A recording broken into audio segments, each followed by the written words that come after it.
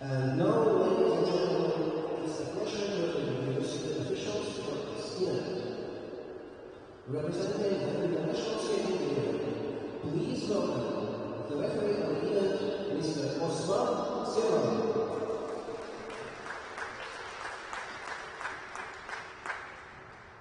Judge number 1, Ms. Egna, Germany. Judge number 2, Ms. Yerevan, Estonia.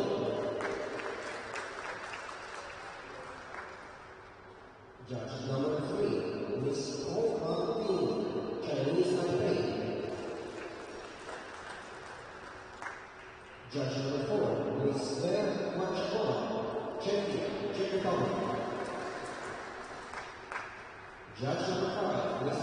Egna, Mexico.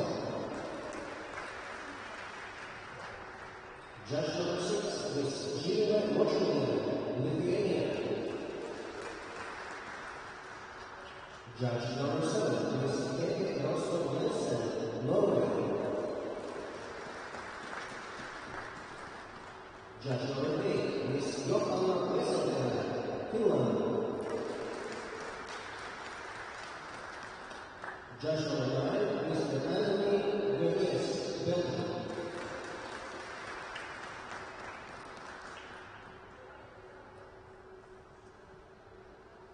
The officials representing ICU, technical controller, Ms. Levi.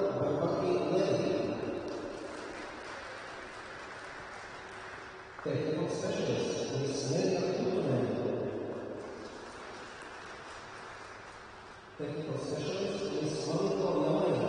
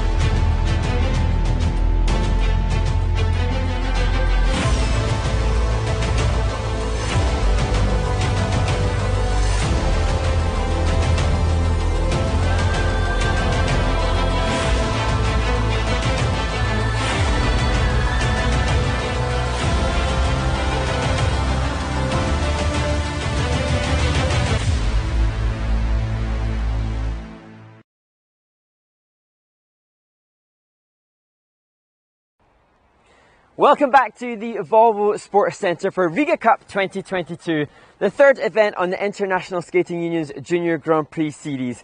We've seen the pairs medals be awarded and we look ahead now to the women's free skate. And in the first two competitions on the Junior Grand Prix Series this year, Japanese women have been triumphant. But in the short programme here in Riga, it is Korea's Jia Shin who leads the field. She's the current and reigning World Junior Silver medalist. So stay tuned to watch Jia Shin and 33 other women compete in the women's free skate.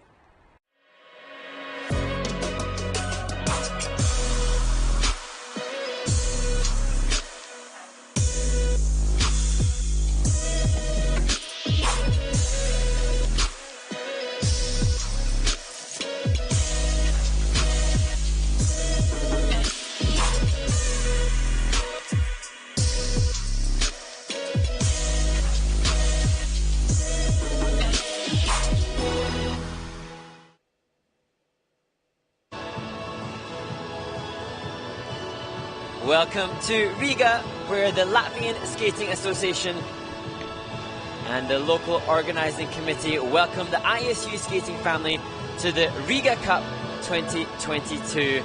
And here, 102 different entries from 36 different skating nations are descending upon the Volvo Sports Centre, which is the home of this prestigious event, the third event on the ISU's Junior Grand Prix series. We've just seen the pairs title be awarded to Kayla Smith and Andy Deng, which likely guarantees them a spot in the Junior Grand Prix final in December in Italy. I'm Mark Henretti, and as you see the judges list for those officiating the women's event, I am pleased to say that Mr. Ted Barton is joining from his home in Vancouver. Well, hello, Mark. Women's event coming up, 34 entries, as you just mentioned, and I really enjoyed your intro on outside in the warm weather there, the beautiful weather there in Riga. You know, really nicely done, and we're welcoming 34 young women. And we'll see such a vast disparity in experiences and talents, not talents, but experiences through the next 34 skaters, of course, and this is the reverse order of the placement of the short program. So the earlier groups will see them with, less technical difficulty as they are learning and gaining experience here on the Junior Grand Prix. And whilst we're obviously here to talk about the event and to talk about the skating, you've been so wonderful in acknowledging the impact on the lives of these young people, and just to think about 29 different nationalities being represented, that is just amazing that all of these skaters, even right down to the final group, get exposure to time spent with people from other parts of the world. What great life experience it represents. Yeah, and I don't know how much of the effect was, how much of this has been created because of the exposure of the Junior Grand Prix, but it's nevertheless so wonderful to see new nations joining the world of figure skating, joining the Junior Grand Prix circuit, and the fact that we're able to broadcast this around the world, we hope is encouraging other nations and many young people who are just sort of discovered this sport online to get involved and find an ice rink and find a pair of skates and, get involved. And of course, we've been talking quite a bit about World Ice Skating Day on December 4th, and we hope to get as many people from around the world engaged in that activity and sort of celebrate this incredible ice sports, and not just, of course, in figure skating, the singles and dance, but in short track and long track as well, and synchronized skating, all skating activity. It doesn't matter whether you've ever been on the ice or you've been on the ice all your life, get on the ice on December 4th and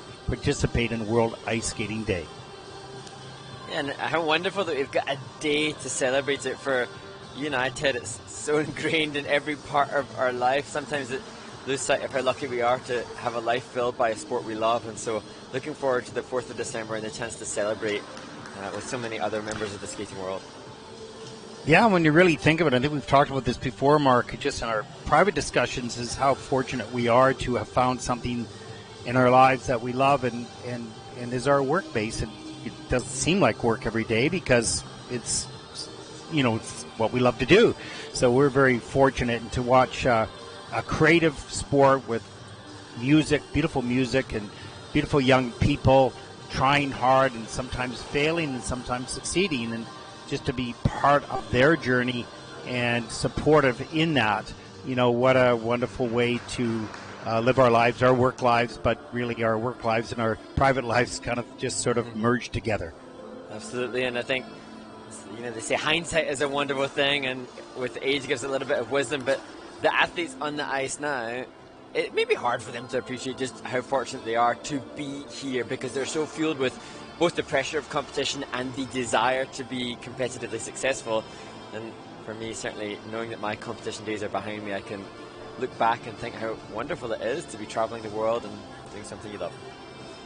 Well, the interesting thing is sort of naivety is bliss to some degree, and you don't realize how hard this sport is. And you did it when you're younger, and you say, "Oh, I really like doing it." And then later on, you go, "Wow, I can't believe I did that." Right? So when I look at these young skaters going, there's a nice double Lutz into a double axel, it's quite remarkable what they're already doing in their young lives. Yeah, and I mean, as you said, we're going to see a wide array of technical abilities.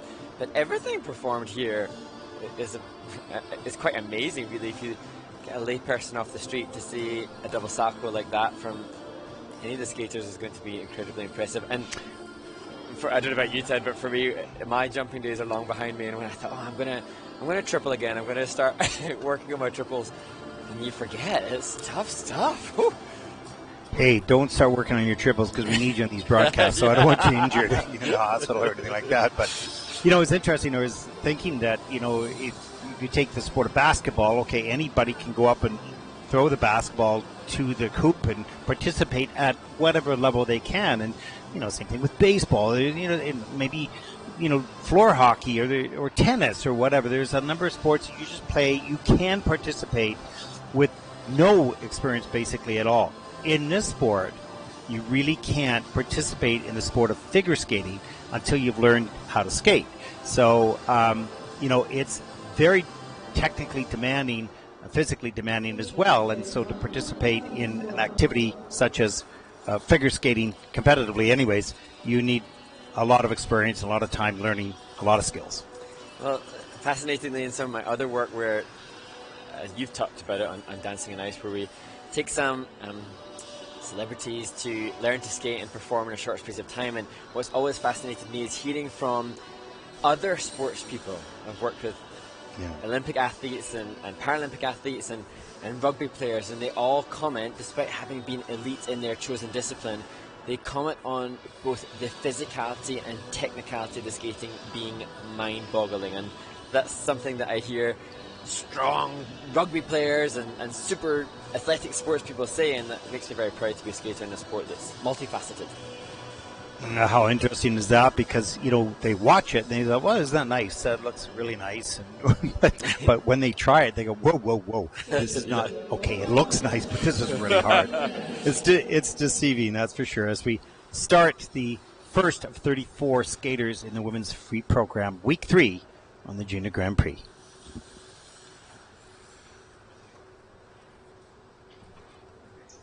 We've talked a lot about the growth of the sport, particularly in South America. We're excited about that as we take a look at Valentina Cueva from Ecuador. Skated in week 1 in Courchevel. So thrilled to have this young woman on the Junior Grand Prix Tour. We hope that she has a good skate for herself as she enters the ice. 23.73 in Courchevel was her top free program score. She's 17 years old.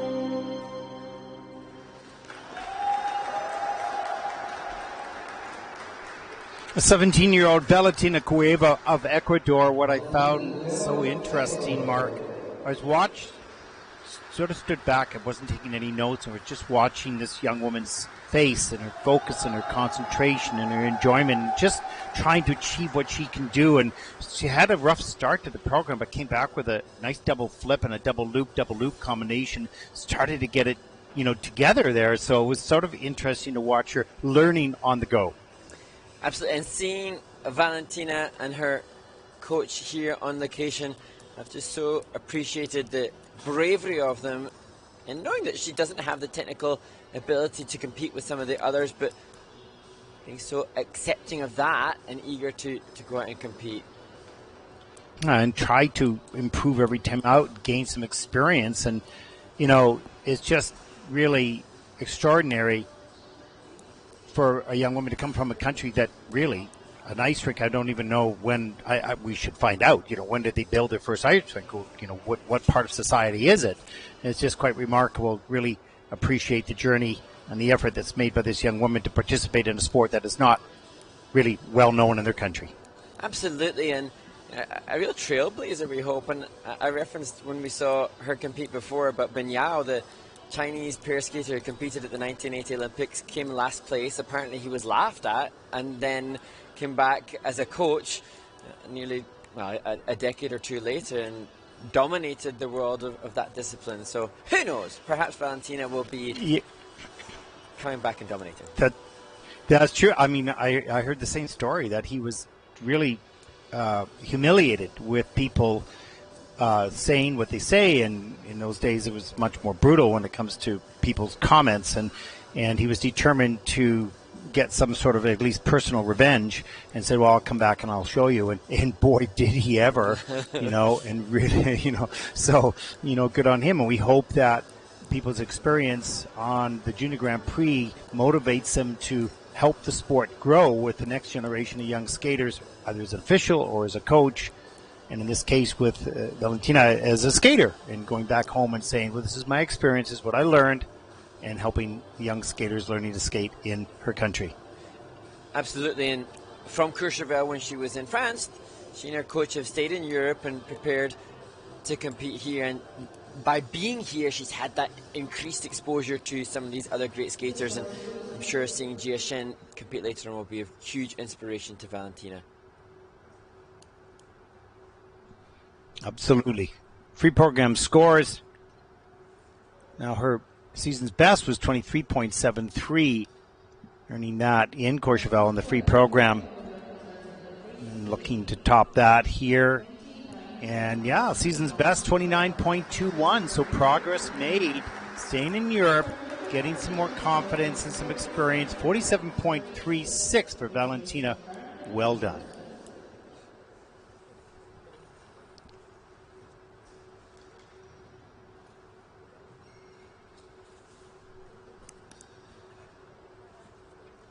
Well, our next skater also comes from South America.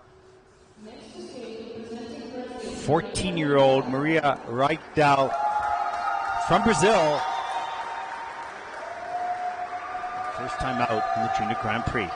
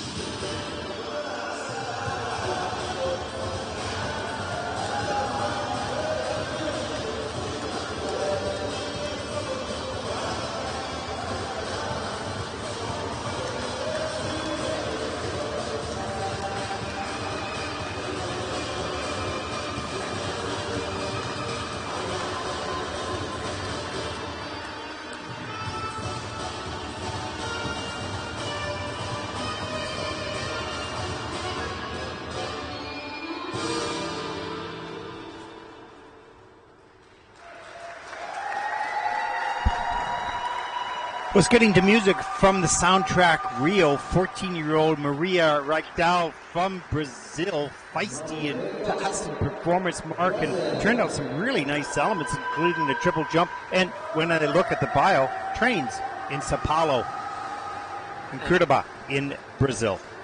Absolutely fascinating story, Ted. And chatting to her father, Gustavo, coach as well, just explaining that they don't live near a rink and that she trains and competes in inline skates as well. And then her choreographer, Luca D'Amata, who's with them now, has explained that she didn't train on ice for the entire summer.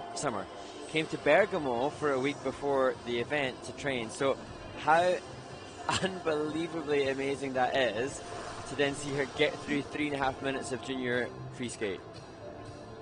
Well, this young woman is feisty. There's the triple Sakau. I guess basically the same mechanics, obviously, from inline skating to skating, but there is quite a difference in the feel, and you can see Maria reaching out to connect to the music. Nice flying camel there with a turn-up position. Yeah, that's terrific, and so happy to see South American skaters continue to develop. So thrilled for our sport to expand around the world. Absolutely, and even just seeing the ability for Maria and the team to process the new criteria this season, doing the spin features that are different this year, and doing it all with a little bit of sass as well, as you can see within the choreography. Yeah, really looking forward to more skaters coming from South America and the program continuing to develop there. I know they've got some terrific officials that during COVID put together special skating, not off ice, skating programs or competitions in the living room on spinning, and it's really something you should see. And there was a community supported by the ISU in their e-learning to build skating opportunity and growth in South America. Absolutely outstanding. Wonderful group of volunteers to make this happen, and now we start to see the benefits of that with these skaters coming from South America on the Junior Grand Prix. 53.41 for Maria in the free program. That's first. Great job. And 79.45 for a total competition score. Well done.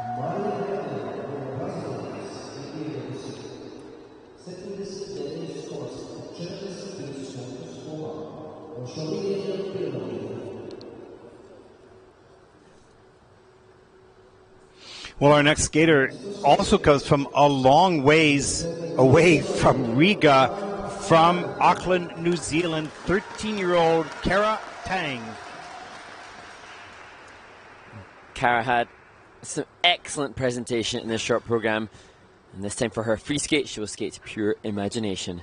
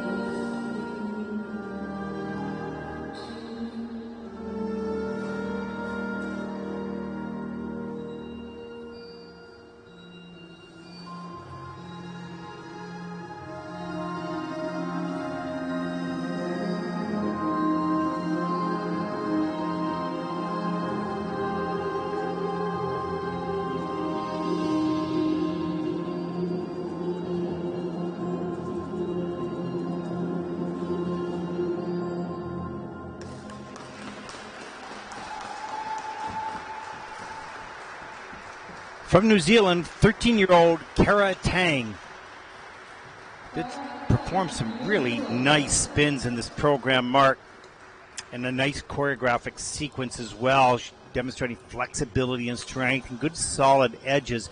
A little bit of a challenge with the checkout, the landings of the jumps to stabilize that, but other than that, some very nice aspects of the program. Yeah, and some aspects that would look absolutely comfortable and at home in the final group in this competition. As you say, the choreo sequence was excellent, and a flexibility that will be matched by those that we will see later on. Here, the opening, originality. I've seen a lot of choreography, and just to see her have the bravery to attempt something a little bit original in the opening movements, testament to her desire to be a little bit special.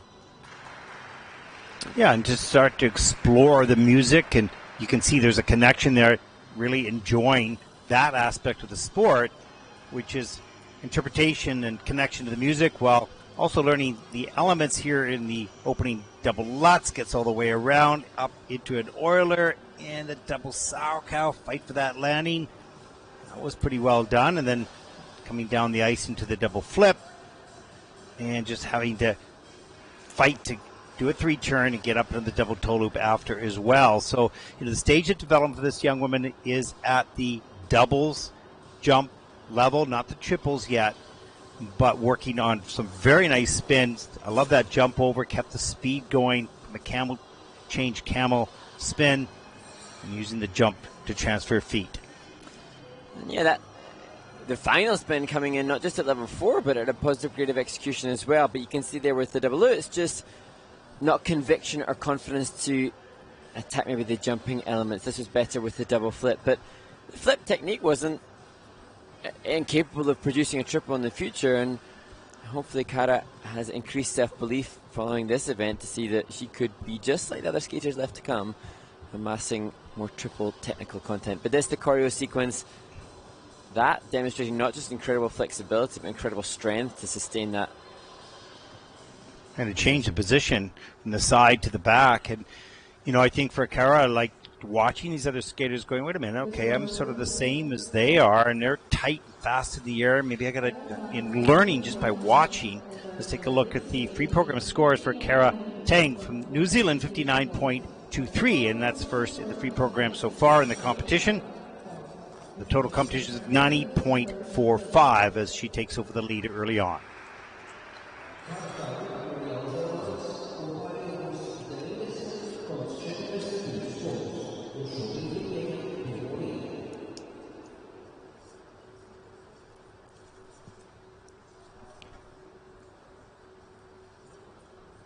Well, there's a look at our next competitor. Really some fine skating skills. Julia Broval from Sweden, 3rd Junior Grand Prix season, 18 years old, 31st after the short program, 15th in week 1 in Courchevel. It's a nightmare short here, but she did 4 triples in her free skate in Courchevel.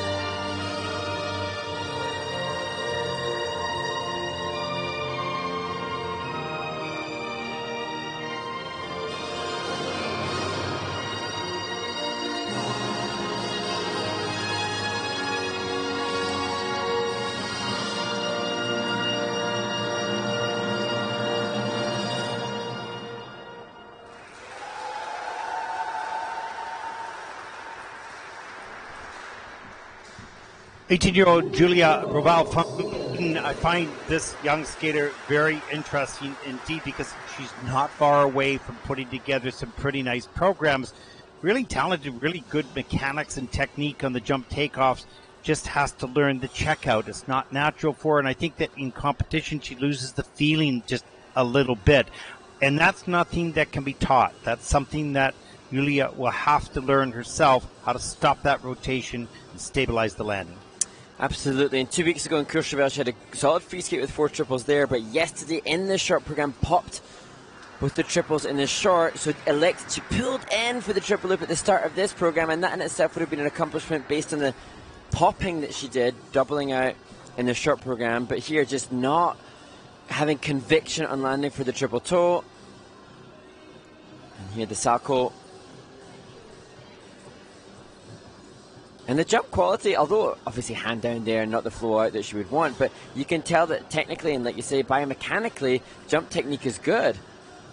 No, I mean, this young woman is very strong, and she has all the natural and well-taught technique on the takeoffs. It's just learning the end of the jump, and sometimes that escapes. Once you go in the air, you're just hoping to land, and you're not mechanically making yourself land. And that's just something that you have to be determined to be a little bit more alert on. And you can be taught some aspects of that, but you have to dig deep and say, I'm going to be like a cat. I'm landing on my feet, and I'm not going down. And they have to fight for it. Absolutely. But I was going to say, Ted, in this short program, what I was so impressed with, especially having seen a good skate in Courchevel, is the reaction to the bad short from both Julia and Cecilia Wilberg, her coach and choreographer, and both accepting bad day at the office, but not the end of the world. Yeah, exactly. And you can still see smiles on the kiss and cry right now. So analyzing the good, and some of the areas that needs still yet to be worked on. But I think this skater's got some great abilities, some great strengths, and just very close to discovering how to deliver it all in competition. That's just experience, and some has been gained here today. Pre-program scores for Julia, 66.35. Now that's first in the free program, of course, at this stage. Some nice triple jumps presented, 98.25 as Julia takes over the lead at this point in the competition.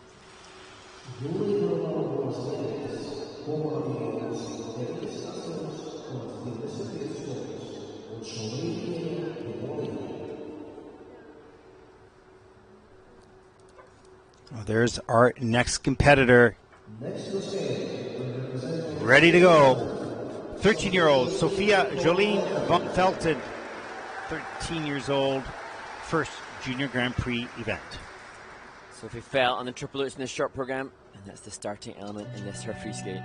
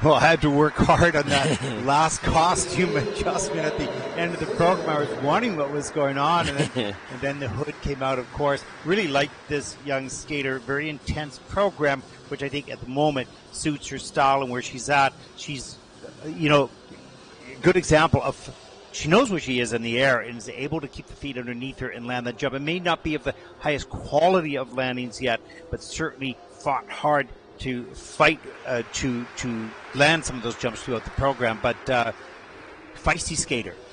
Yeah, and I feel like this young athlete is very mindful of what's necessary to be successful. She went for incredibly hard triple flip, triple loop. She attempted 7 triples in the program.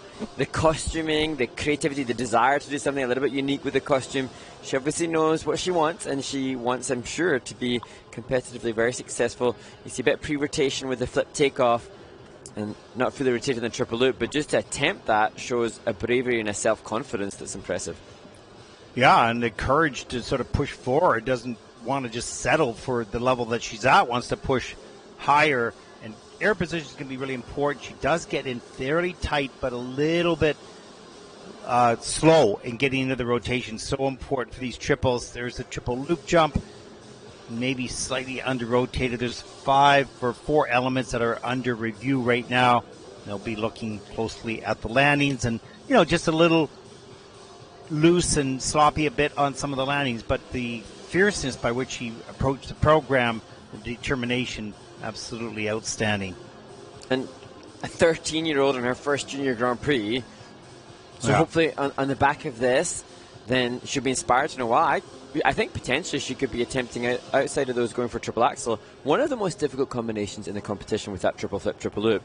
But hopefully now she realizes, okay, skating skills can be refined. You can see here the ice coverage within the choreographic sequence, not demonstrating the most flowing glide. So the component scores for skating skills probably down in the 4s, but hopefully then when she sees the skaters compete later on, she'll be inspired to push herself faster, get deeper into the knee bend, use the blade to push a little bit more, use a knee action that creates more ice coverage.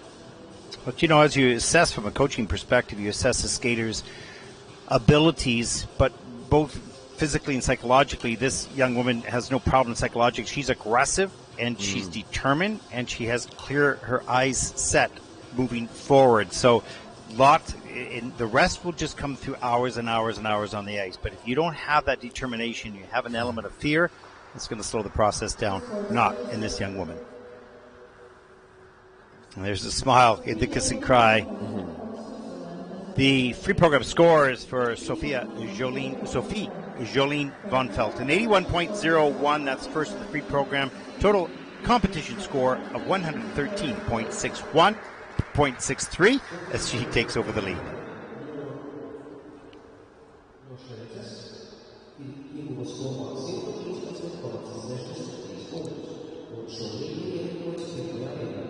Nice job. Bright future.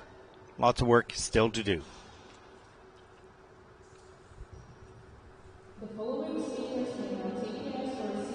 As we start group number 2, 6-minute warm-up.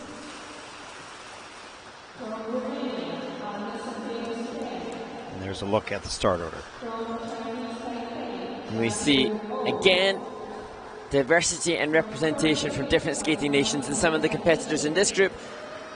A real broad spectrum of we've just seen from our leader at present, Sophie Jolien von Felten, a skater who is attempting 7 triples. We might not get that from some of the skaters in this group, but we might get to see better program component scores as well. So opportunity to see different approaches from the training and the coaching of the skaters as they all push towards being of a Yuna Kim quality in their senior years.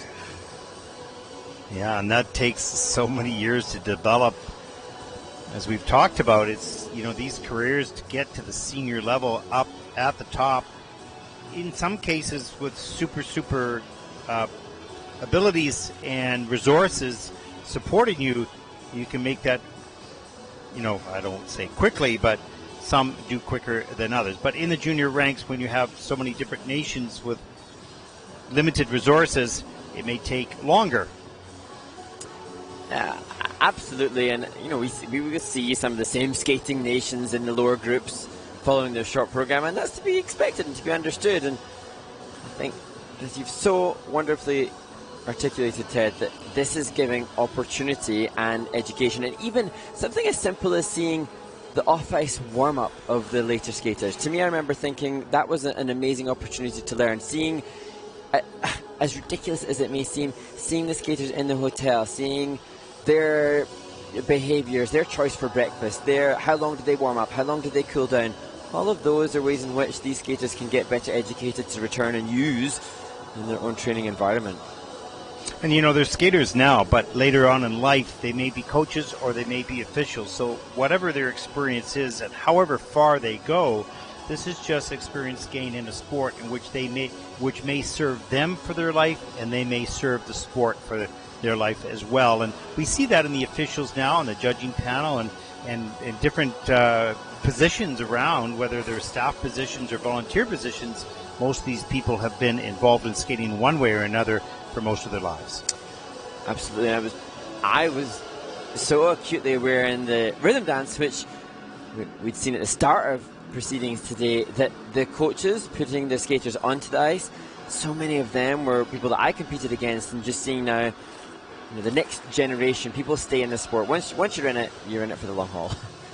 Okay, you're a coach and choreographer, so talk to me about the frustrations of being one. Well, I think that's actually a really pertinent point, and you said that we should get to it. I remember chatting with some of the coaches that are here and coaches that I competed against, and some of them articulating a very valid point that dependent upon the nation that their skater represents, then the coaches often might find themselves here a great financial loss. Maybe some of the skaters coach unable to fund their coach to make the trips out here. It's not cheap to travel. And there's that decision being made by many coaches. Do I push to try to create elite athletes at great financial expense, but at a kind of soul-fulfilling satisfaction and excitement? And I think that is a debate that coaches make. It's certainly from my experience and knowledge in the UK, it's possible to have a better financial income if you don't travel to competitions internationally and take maybe adult students who are regular and constant in their income provision. But then for so many of the coaches and those that have competed at the elite level, there's such excitement to be had for striving towards the creation of something elite. And so I find myself having that conversation with lots of coaches. Well, there's a big discussion, obviously, to be had around the business of skating. And the business of skating comes in many forms: the federation, a club, a province, or the individual business of the coaches. And, of course, quite often the business decisions might get in the way of the development of an athlete, because you also have to make a living. And so those decisions that you make, as you just mentioned, about helping these young people in an expensive sport, achieve their dreams or at least chase their dreams, come at a financial cost perhaps to the coach. And at times other coaches will make the business decision, I'm going to stay home and teach because that's how I provide for my family. And so you may not be able to do what's best for one individual athlete. So it's very complicated, and it's, everybody has their personal passions and process by which they approach their business of skating.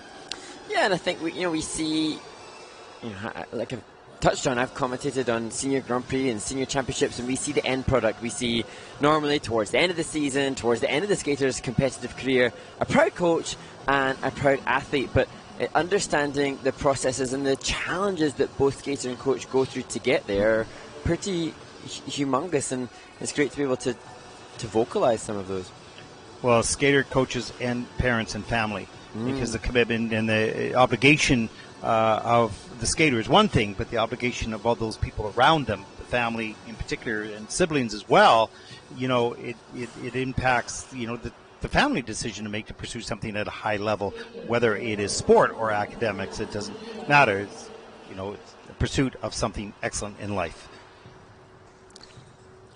Okay, there's our philosophy. There's our philosophy session for the day. Yeah, you're going, okay, let's get back to skating, guys, here. Because you're killing us with all this stuff. So that's okay. Here we go. Group number 2, women's free program here in Riga.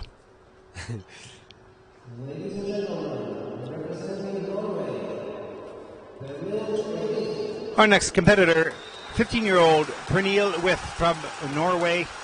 Very first Junior Grand Prix season and first skater in group number 2. Skating to Love of My Life by Queen.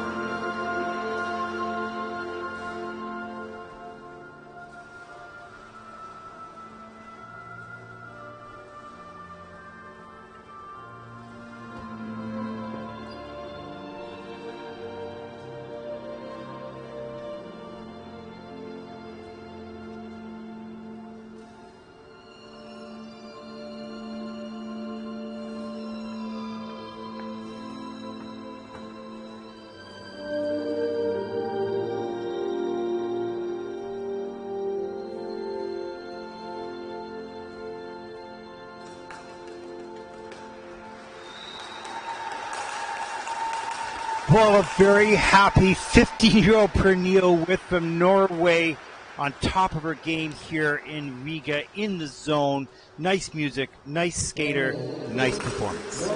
Absolutely, and that reaction is everything that we all want to see from each and every one of the competitors. Somebody skating to their personal best, not attempting the triple flip or triple lutz, but absolutely delivering, and that reaction is joyful. And she had a couple of falls in the short program, and here did 5 triples and pretty decent GOEs in some of them. And that feeling will not be forgotten by Pernille, because that's such a high that you have as a skater, going to want to experience that again and again, and that'll drive you to be better and more consistent every time out. Gee, what a beautiful performance. Here's the double axel at the top of the program. Great lift off that takeoff edge. And coming up here for the double axel triple toe loop, I believe here. Good setup of that back outside edge, good flow off the end. There it is, reloads, takes her time up into the triple toe loop.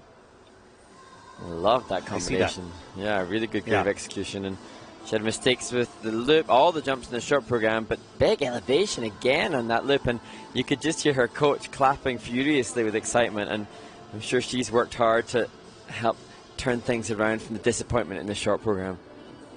And that's where you start to get organized and coordinated and timing. You say, wow, this is not as difficult a sport as you think. Okay, it is difficult. But for them, they start thinking, well, that felt easier because everything worked today. Why did it all work today, right? So that's the discovery process the skaters have to learn, is the days that it doesn't work versus the days that it does. And today, for Pernille, right on cue. Absolutely. And there was I love that. I love that. Hey, that's a great reaction that you got there. Nice. And there was representation from Norway at Junior Worlds, Mia Caroline Riza Gomez, but Norway hasn't had a history of amazing women's skating apart from Sonja Henie, 3-time Olympic champion a little while ago. So should see a good score here with that program, 82.98, with a little bit of expression from the coach. Going, that's great, 115.73. They're absolutely thrilled, but it was well deserved here as Pernille takes over the lead. What a great feeling of satisfaction.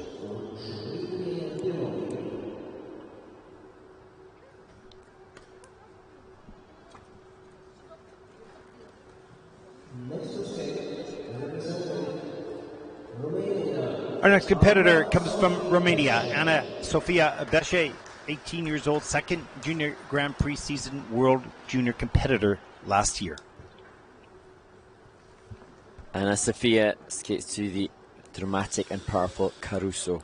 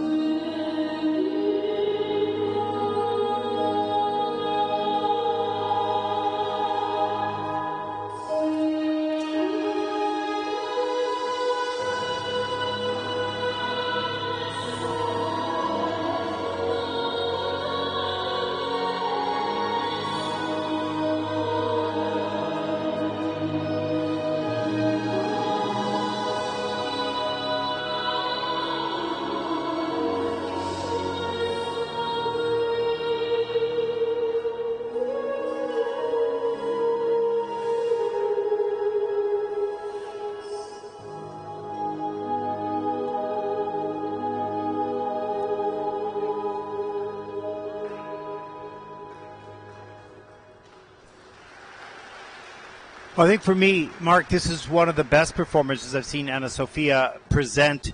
Other than the double axels, that was a bit of a challenge, not converting over into a tight rotation position. But two triple salchows, a nice three-jump combination as well. You know, a nicely presented program. Yeah, and obviously being a three-time Junior World Championship competitor, she knows what's necessary, she knows what's expected, and still eager to keep pushing herself by returning to the Junior Grand Prix Series. And interesting that Anna Sofia gets opportunities in Romania as being one of the strongest skaters there. She performed in Romanian TV and the Dancing on Ice there, and she's perhaps looking ahead at a professional career as well. And great to see that she's getting opportunities not just with international competition, but professional performance opportunities on TV as well. Yeah, and it hasn't been easy for this young woman. You can see there the double axel overrotated, a little bit loose in the air, not straight and tight. But the triple salchow, much better. It gets all the way around nicely into the double toe loop. You can see a little bit of a wrap free leg, but you know, for Anna Sofia to continue to progress, because she loves the sport, she wants to stay in it, stay involved, and she is, and taking that to professional career perhaps after, we'll see. But this was a good performance for her that I've seen on the Junior Grand Prix in the past couple of years. Spins were good speed on this side to back within the layback. Started to travel a little bit, but testament to her experience, she fought to get the rotations in the bailing position as the last feature in that layback spin.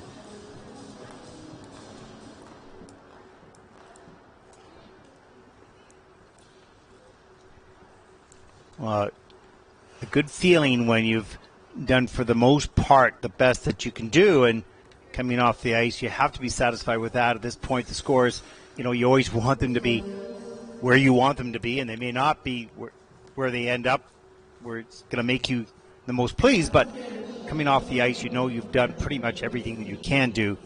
And there it is, 64.99. That's fourth in the free program for Anna Sofia with a 99.24. And that'll put Anna Sofia currently into third place.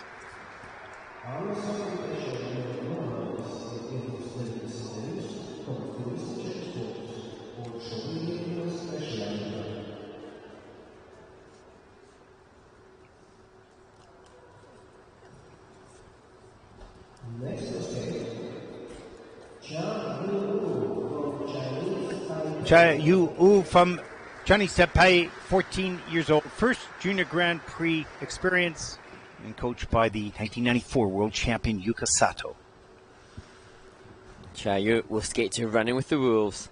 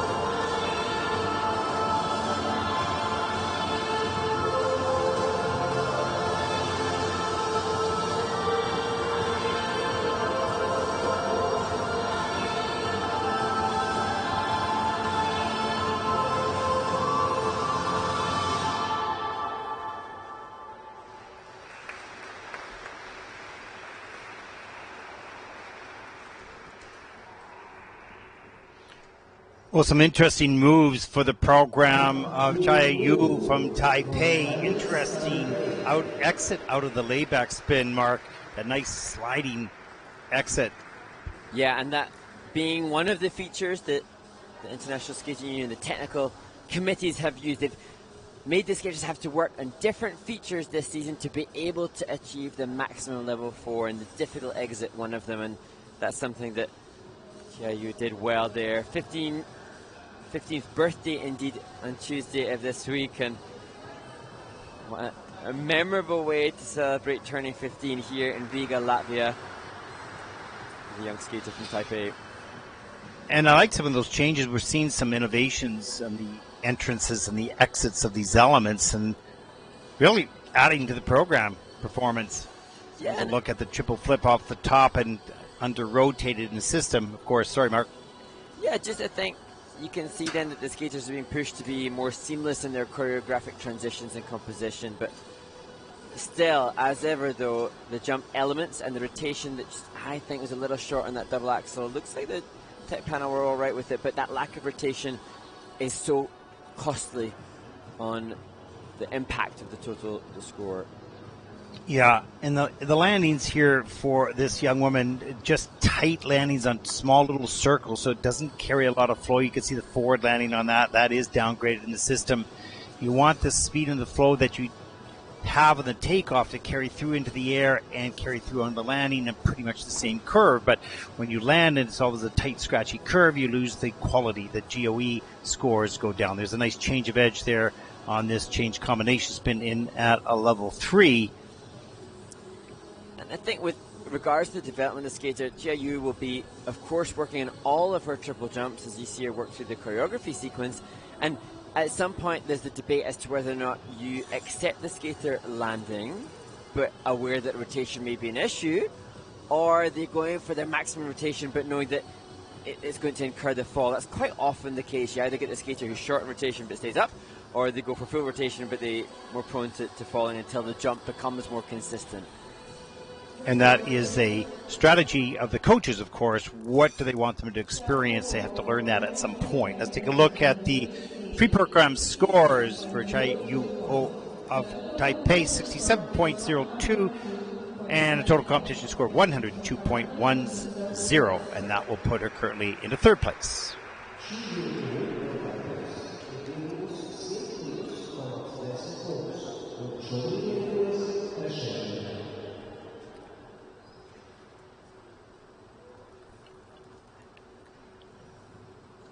Next to skate, representing Turkey, Fatma Yad Karlikli from Turkey, coached by Tomi Polkanen, third of the junior nationals this past season.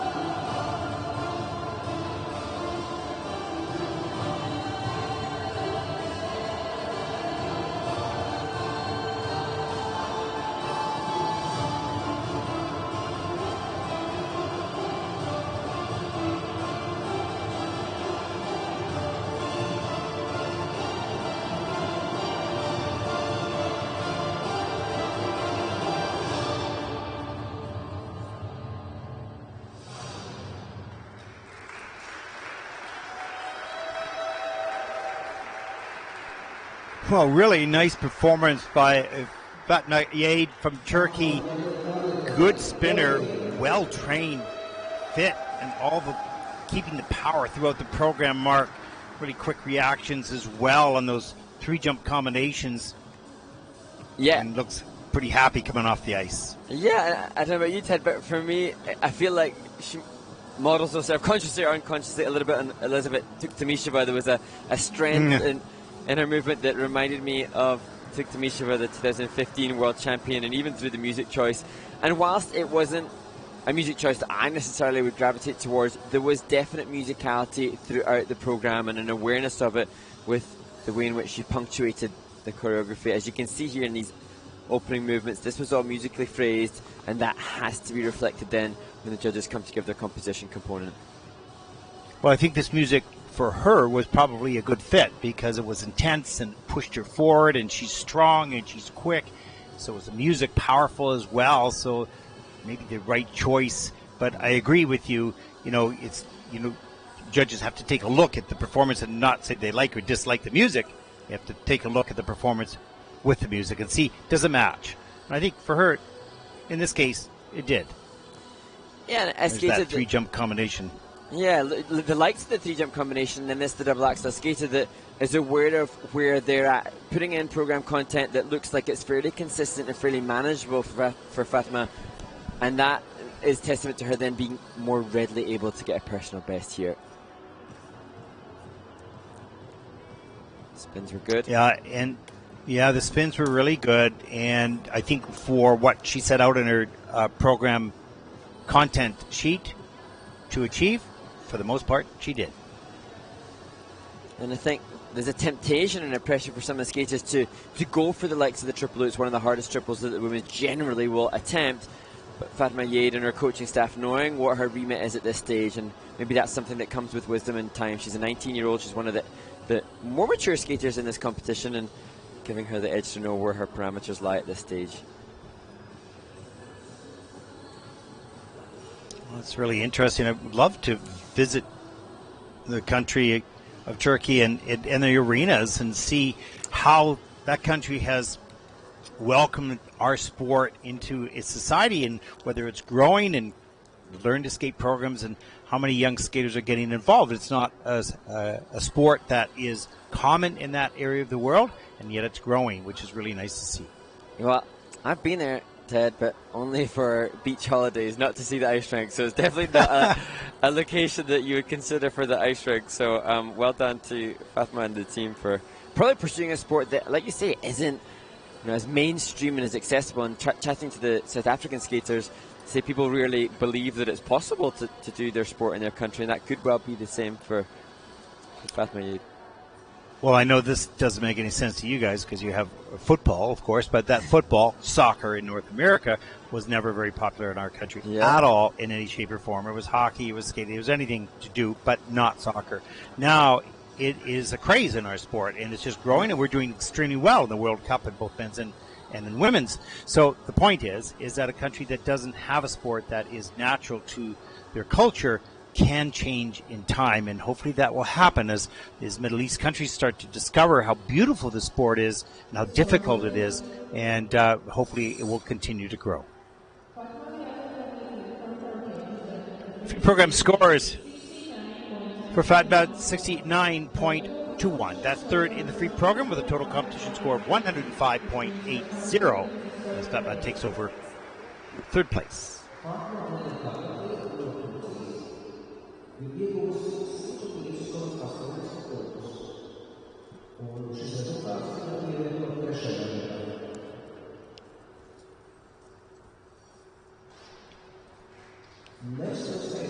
Well, our next competitor comes from Israel, Elizabeth Griffiths, 16 years old, second Junior Grand Prix season, second at their Junior National Championships, 25th after the short program. And Elizabeth posted a personal best in the short, hoping for the same here with her free skate.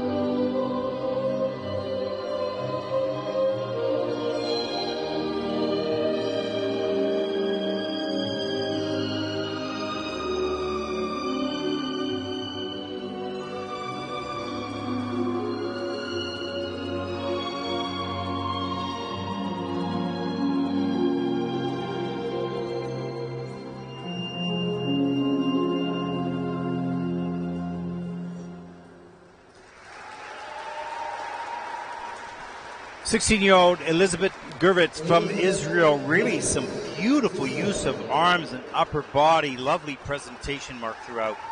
Yeah, that Papa Can You Hear Me music, a great choice for her. So expressive, and you could see there were just little glimpses when she wanted to break free, and I'm sure without the constraints of the technical requirements, this young woman would be incredible in exhibition when allowed to just be absolutely free. But with the constraints of the technical elements, she did perform better here with those two as to what she did yesterday. She had a fall on double axel in the short program and 2 double axels here in the free skate. Well, she hears and feels her music. We'll take a look. Let's analyze a little bit of the technique here. Here's a triple Lutz. You'll see the free leg riding a little bit high, a little bit slow coming out, but early on in the program has the energy to get high enough to get around the jumps. A little bit later in the program, about halfway through, started to get a bit tired. When that free leg rides up really high, it slows down the rotation and makes it more difficult to check out. There's the triple flip. You can see how that free leg is wrapped around a little bit. The wrap doesn't matter. It's not reduction of quality or anything, but it does affect the quality of the landing if you're not careful. Here's a look at the entrance into the triple loop, and that leg was down a little bit lower but comes up on the checkout. So you want to be tight. You want your ankles to be snug tight together to be very efficient in the air, and that happens here in the double axel. No problem. That's a lot better rotation position. But then on the triple jumps, that leg rides up a little bit, slows the rotation down, and particularly when you're a little bit tired, poses some problems a little bit later on. And that's why when we look at the judges' feedback, even on the jumps that Elizabeth did land, because the judges have their reductions for errors, and one of them is that if there's a poor air position, then they have to go down about -1 to -3 on the grade of execution. So even when Elizabeth did land the element, it's still not getting necessarily a positive grade of execution because of that poor air position, which I am sure her coaches tell her on a regular basis, and it's just having the confidence to change. It's difficult to go for something different. I always find the interesting thing is, okay, the double axle, the feet are together, it's a much better air position, but on the other jumps it isn't. So if you can feel it in one and you can't in the others, that's hard to understand. But, you know, and I'm sure you're right, the coaches are telling her every day to try to get those legs tight and straight in the air. And you just have to assume that the skater, like Elizabeth, we don't know, I'll have to check in with her and find out, but if she knows she can stay in her feet and her brain space, it might be, well, it's worth staying in my feet rather than trying to deviate, do something different, fight for that new air position and suffer more falls. But obviously, long term, that doesn't work. Eventually, you have to fix that. But overall, a good skate here for Elizabeth Gurvitz from Israel. Take a look at the free program scores.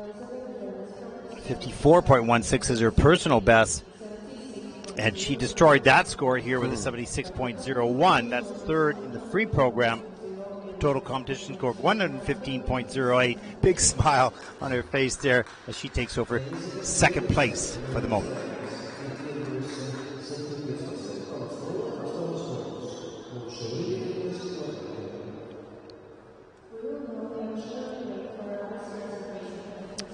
Well, it's movie time now, Mark, as we go to the ice resurfacing. Yeah, and given that we are watching the women's event, we are going to take a look back and hear from Mao Shimada, the winner of the second Junior Grand Prix in Ostrava. We'll see the interview with her following her award ceremony. And then the second video will be one of the International Skating Union Elements Explained series. And we'll head to the Center of Excellence in Oberstdorf to get some information on the jump combination. And that's something that you'll see all of the competitors attempting and hopefully being successful with in this women's free skate. The final video during the resurface will be from the Up Again stories. And a video titled We Get Up Again with a voiceover by Spanish world champion Javi Fernandez. So sit back, enjoy, and rejoin us for the next two groups in the women's free skate.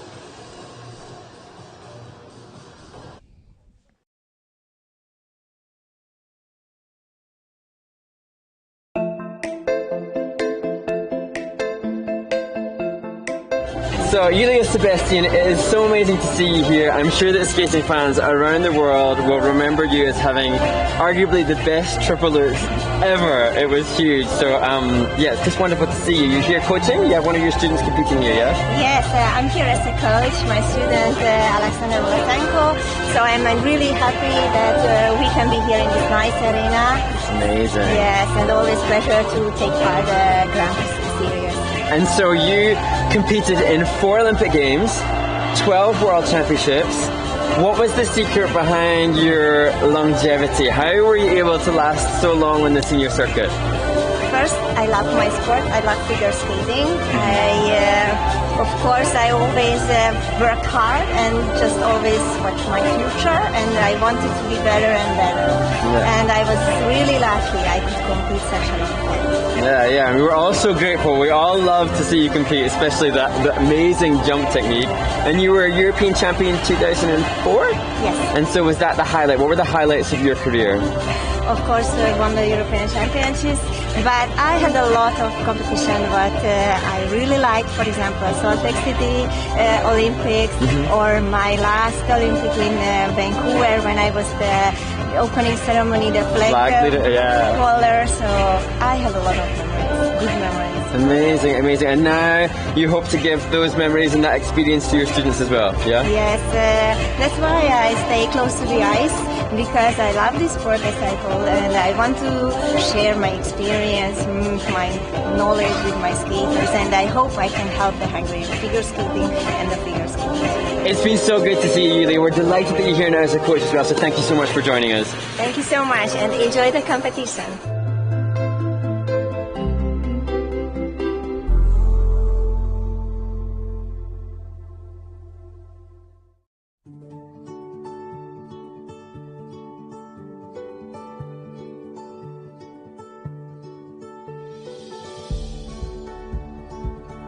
Hello, I'm Fang Dan from the ICU Beijing Center of Excellence. I'm the ICU judge and international singles technical controller. Today we are learning the layback spin. There are 2 positions for the layback spin: backwards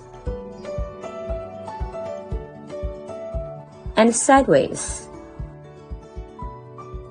Before learning the backwards position, the skater can stand facing to the rink board, keep the skating leg straight and the free leg stretching outward.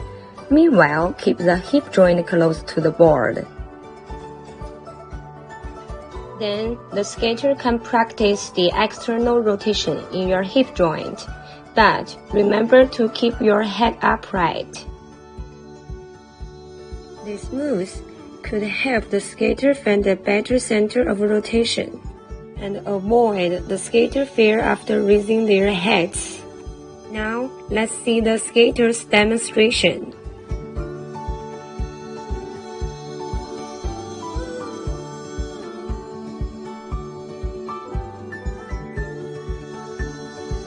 For the sideway position, at the beginning, the skater can stand against the rink board, while keeping the back and head close to the board, and do external hip rotation.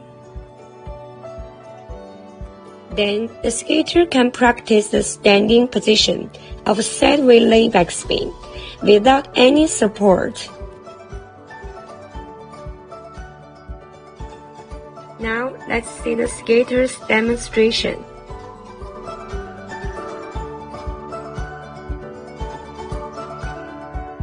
That's all for today. See you next time. Bye bye.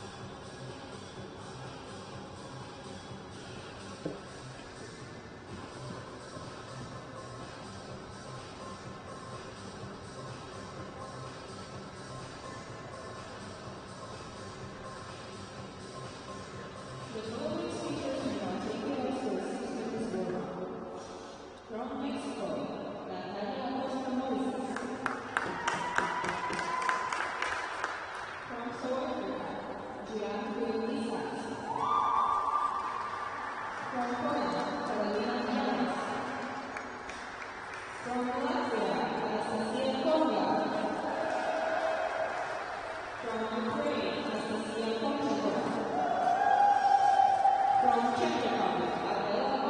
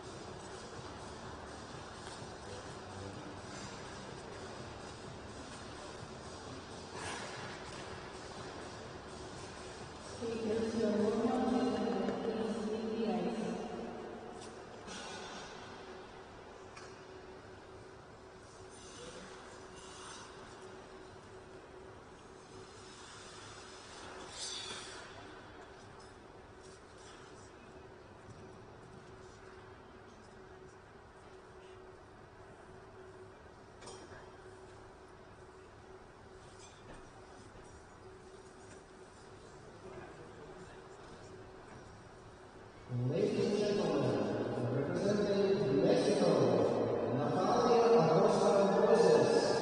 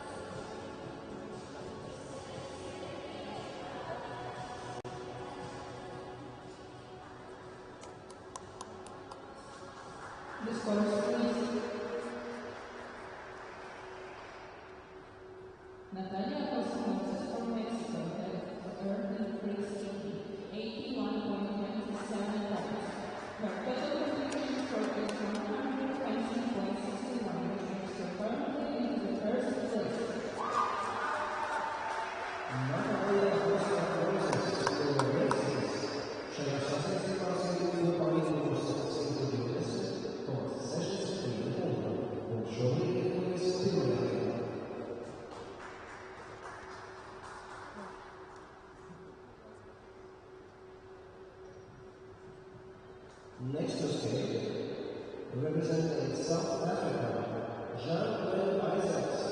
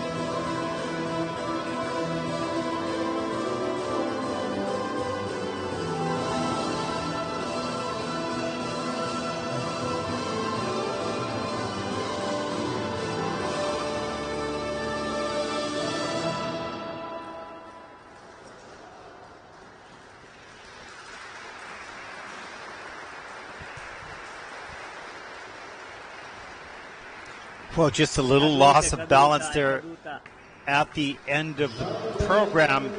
But overall, a strong program by Jian Isaacs from the Republic of South Africa, Mark.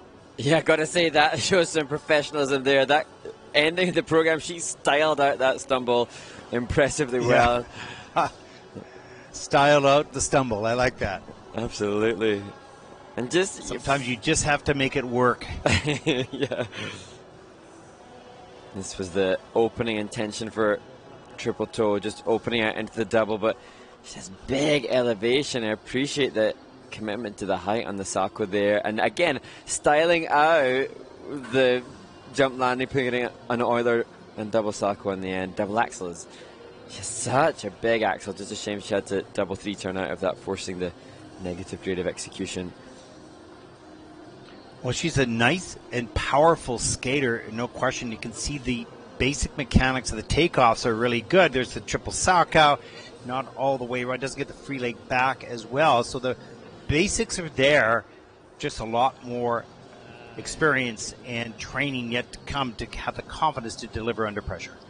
And as with the short program, some commitment to novelty within the transition. This was the choreo sequence, but you can see interpreting fire dance as it should be done. And that has to be applauded. It doesn't get the same reward. I'm sure that this commitment to the fire dance choreography will be reflected in the composition score, but of course the need for a greater base value in the technical... Oh, wow. Styled out brilliantly. The need for greater technical element score is no doubt something that Jian and her team are aware of. She's inspired by Yuzuru Hanyu, meaning that she's watching, presumably on YouTube, the great Yuzuru quadruple jumping abundantly, and I'm sure that she's eager to increase her technical element score over time too. Well, what a nice smile and the kiss and cry feeling of satisfaction and enjoying the process. See, good or bad days, doesn't matter. 72.73 for the free program with a 112.52. That'll put Jian Isaacs of South Africa into 5th place.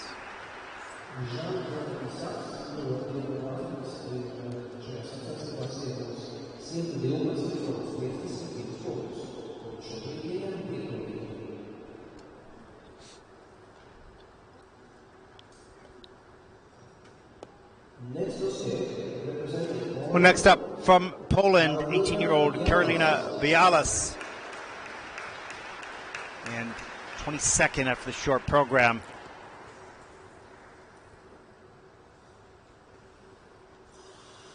Karolina will skate to Quere by Francesca Gagnon.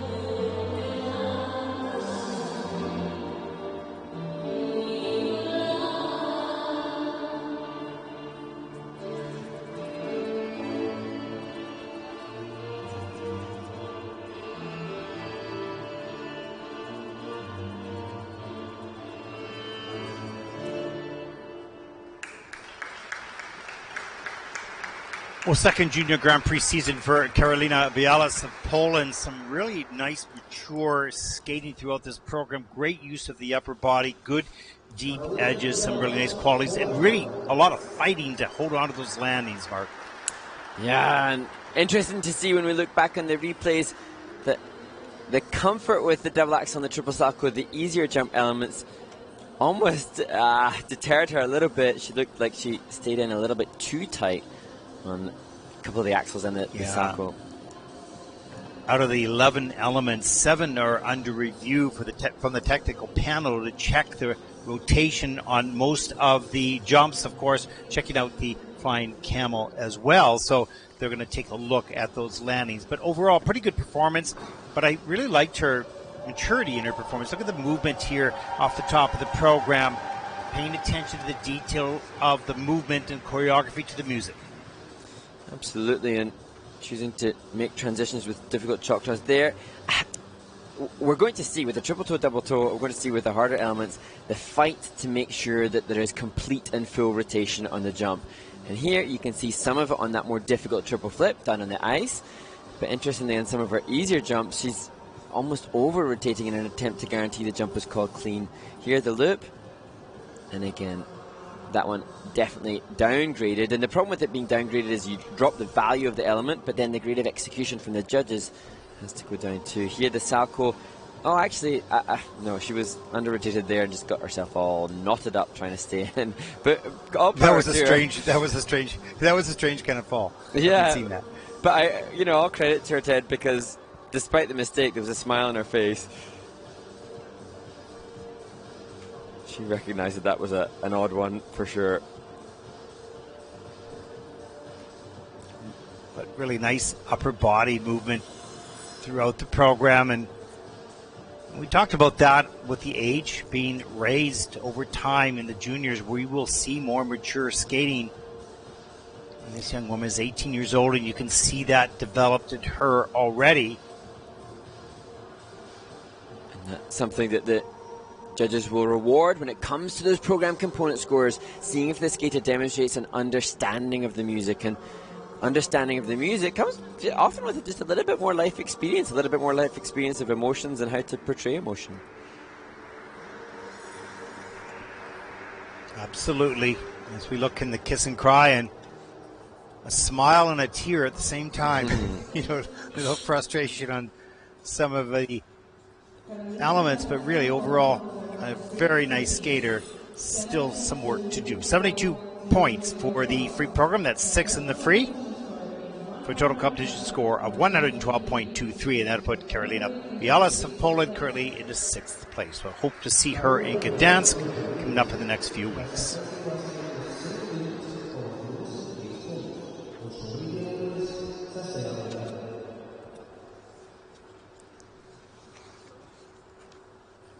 Well, one of the skaters from right here in Riga, Anastasia Konga from Latvia, 74.41 personal best last season in the Junior Grand Prix 2021.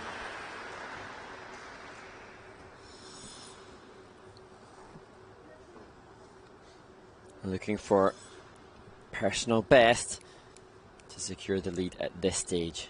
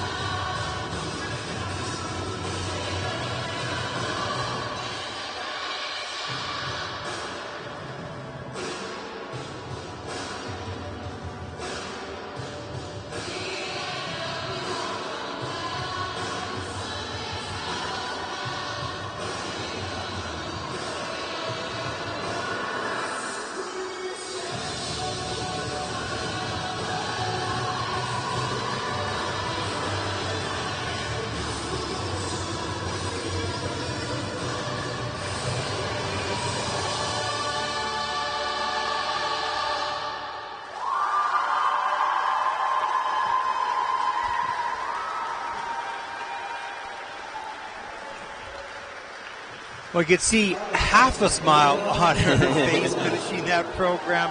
She had to fight for everything, but did, and landed a lot of the difficult elements. A little tipping forward, of course, and so minus GOE, but fought through that to deliver a pretty nice program here in front of the hometown audience full of friends and family. Yeah, and some good quality jump technique on some of the jumps, maybe just a little bit second guessing, maybe not the abject confidence to commit to the landings that maybe others with a little bit more experience would have. But to me, Anastasia has the prerequisites for success, and good to see Latvian women's competition being well represented. Nikola Fomchenkova will skate later on. She's 8th after the short program, but this double axel triple toe showing that Anastasia has the goods to be competitive as alongside this triple lutz. Nice. Yeah, and you can just see the timing of the jumps on the takeoffs worked out pretty well, and just had to fight hard for most of the landings. Some landed forward, and some, like that one, just had to step out on the triple lutz. And here you see in the choreography sequence that these arm movements, each one of them punctuating the music with The Greatest Showman. It looked like at this stage in her development, Anastasia not able to fully commit with the expression and the projection, but the choreographer having the right idea with the musicality for sure.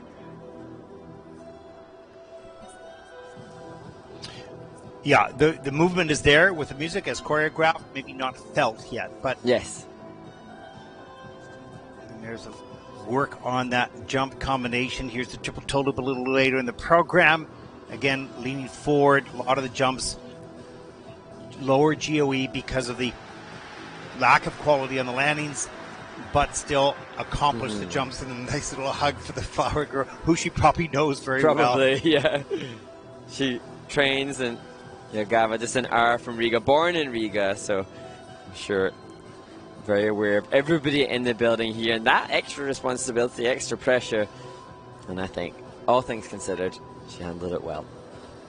Well, at skating at home, it's always a fear and a joy in the same sentence. Yes. As they wait for the scores of the free program, needing 77.52 to take the lead. Personal best is 74.41. Looking to top that here at home. In week 3 in the Junior Grand Prix, let's take a look at the scores for the free program for Anastasia Konga. 77.58. That's 4th in the free program, but with a total score of 120.68 will put Anastasia in the lead for the moment. I see that. It's close, 7/100ths of a point.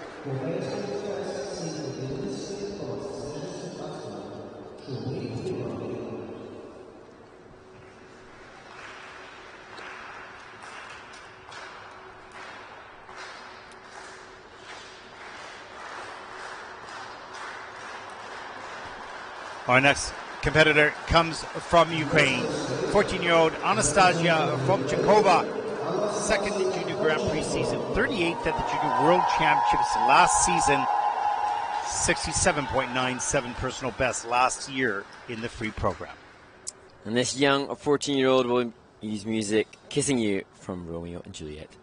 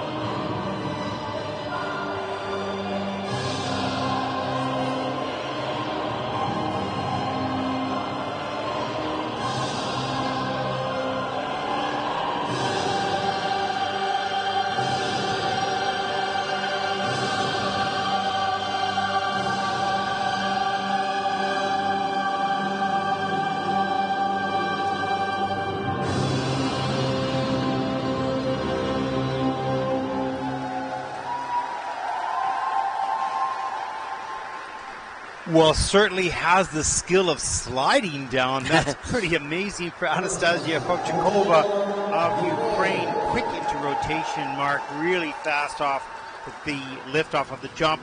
Need a little bit more height to the jump to secure landings. So had some great successes, some also challenging ones as well. Absolutely, and given that we have the opportunity to talk backstory, we have the opportunity to give the story of the athlete, it's prudent to acknowledge this is a skater who's had to relocate completely, and in the last 3 months she's relocated to Oberstdorf, not necessarily through choice, but because it was complete necessity, and she's now training with Nico Ilinovsky there, who he himself represented Germany at Junior World Championships, and he looking after this young skater incredibly well. You can see from the spin here, great quality both as a spinner and I think good quality with some of the jump technique, but just a skater that doubted themselves.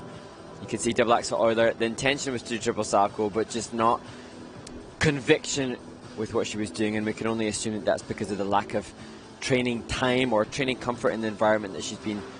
And I know a discredit to what's happening in Oberstdorf. She's lucky to find herself in such an incredible location in that regard, but as I say, yeah, and you can see this young skater, if you evaluate, forget about the performance for a second, if you evaluate the basic physical talents that this young woman has, she's really quick, as we mentioned, into rotation, pretty good spinner, lots of sliding moves as well, good turns, some nice transitions, work on the posture a little bit more, a little bit elongated neck, as we've talked about in the past, and pointed toes and some of the details, and as she gets more ice time and hopefully gets a more stabilized life situation, we'll continue to pursue this passion of skating, at a much higher level, but certainly full of abilities and talent.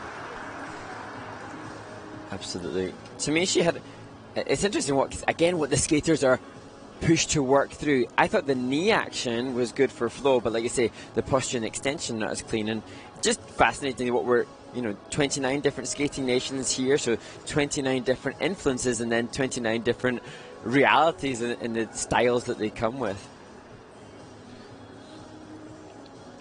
Yeah, also different.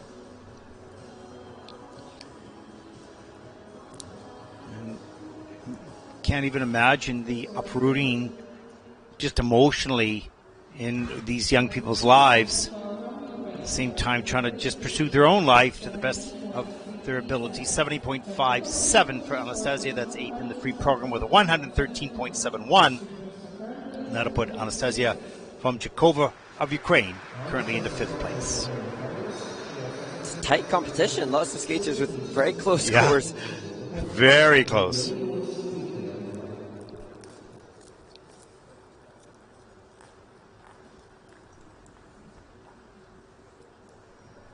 Seeing this next skater, Ted, nervously pacing the corridor just outside where we're located, and gives us an insight into the anxiety of the skaters just before they perform.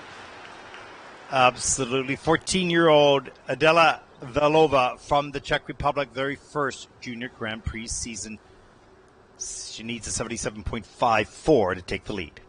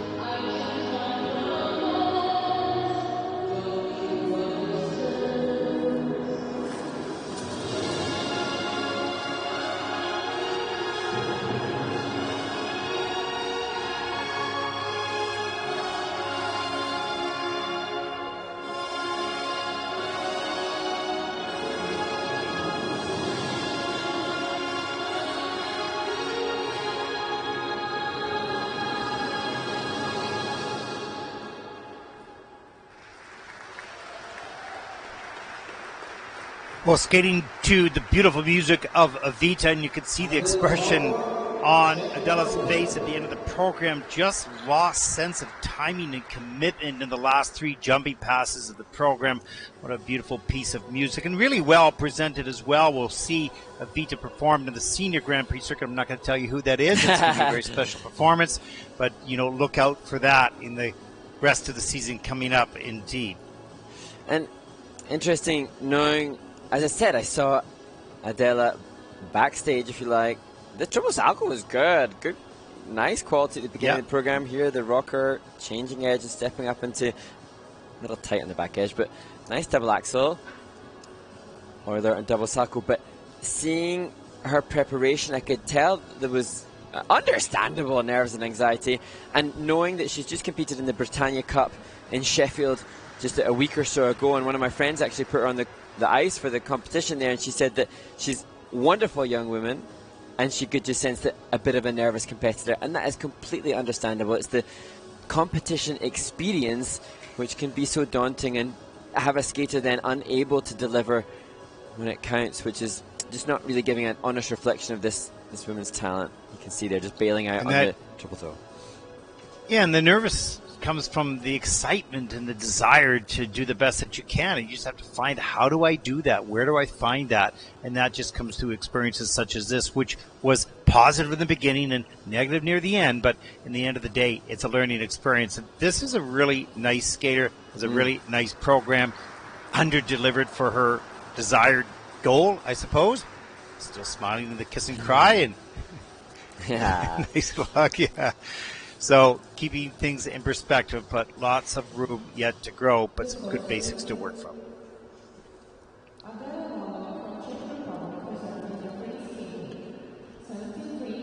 The free program score is 73.22. That's 6th in the free program with a total competition score of 116.37 for the moment.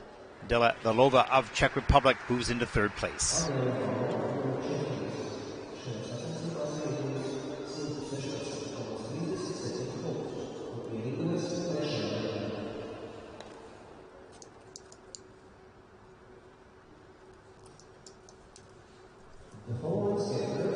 Group number 4 just being announced onto the ice for this 6-minute warm-up. So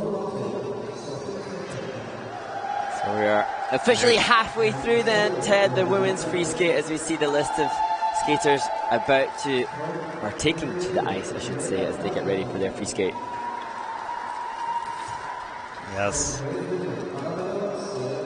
And it's interesting, we've seen some parts of the program so far in this competition really well skated, and then losing a little bit of focus or concentration partway through, and having to fight the rest of the program. And again, that is just part of this process. Let's face it, 3.5 minutes of intensity and performing and acting and all of that isn't easy for anyone to do, let alone the juniors who are in the process of learning. Absolutely, and it's not always just the physical endurance of being able to deliver a clean performance through the 3.5 minutes, but sometimes the mental endurance, and for the skater to be able to stay in the moment and have like clarity of focus to be able to deliver when your legs are burning, your lungs are burning. It kind of prevents you from being able to think clearly and rationally, and sometimes that's the reason that we get either the popped jumps or the falls towards the end of the program. Yeah, and also, just all of us being human, we have at least minimum 2 people in our head. And then, but some people may have 3 or 4 different people in their head talking to each other at the same time, telling them what to do. And they always, no, I want to do this. So you're constantly in a battle of, okay, I missed that first element. Oh, well, what about the next one? Constant conversations in your head, and learning how to control that, subdue that, and only look forward. Do not look back. Do not think back. Just move forward. And that's a hard skill to learn.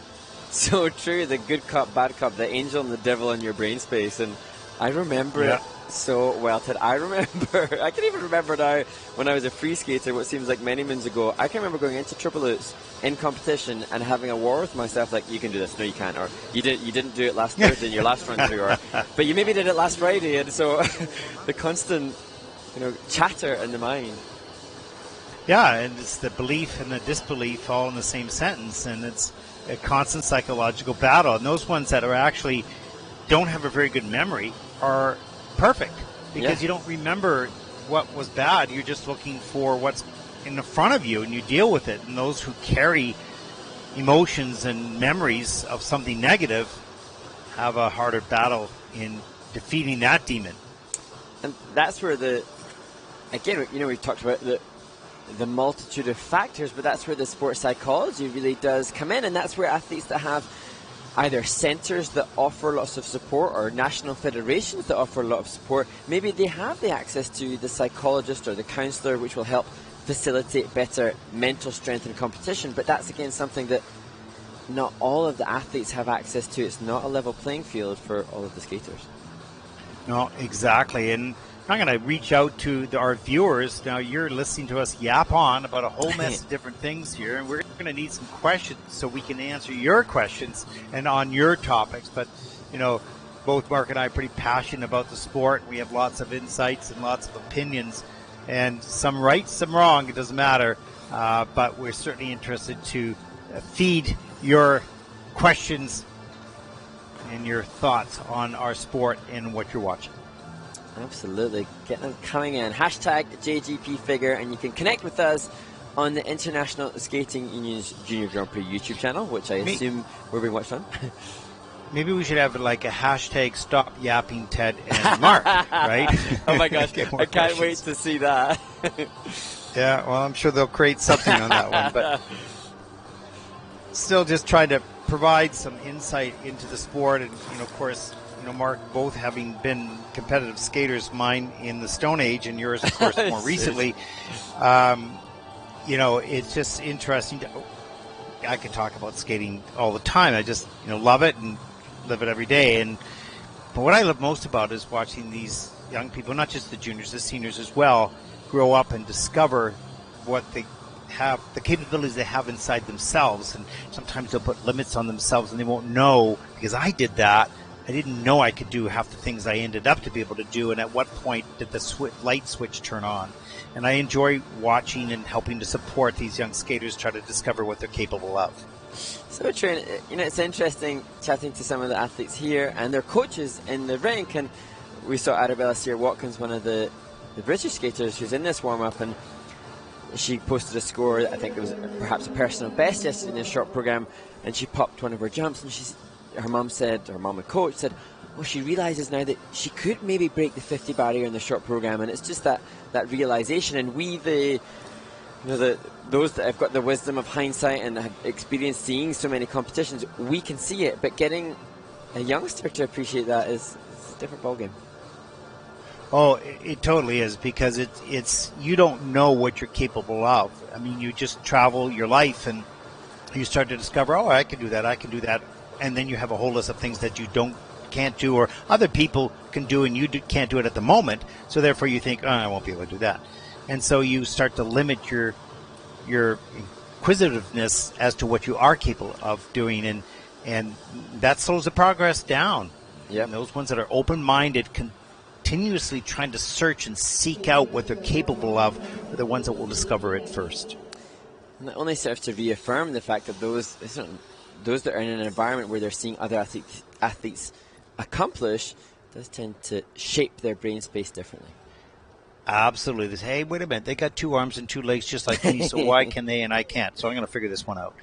So here we go, group number 4, as we start the second half of this event of 34 entries.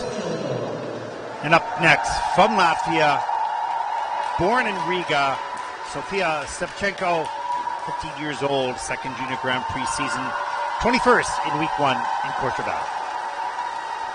And Sofia skates to Il est eu le bonheur by Christopher May. And her opening jump combination, triple flip, double axel, starts her free skate.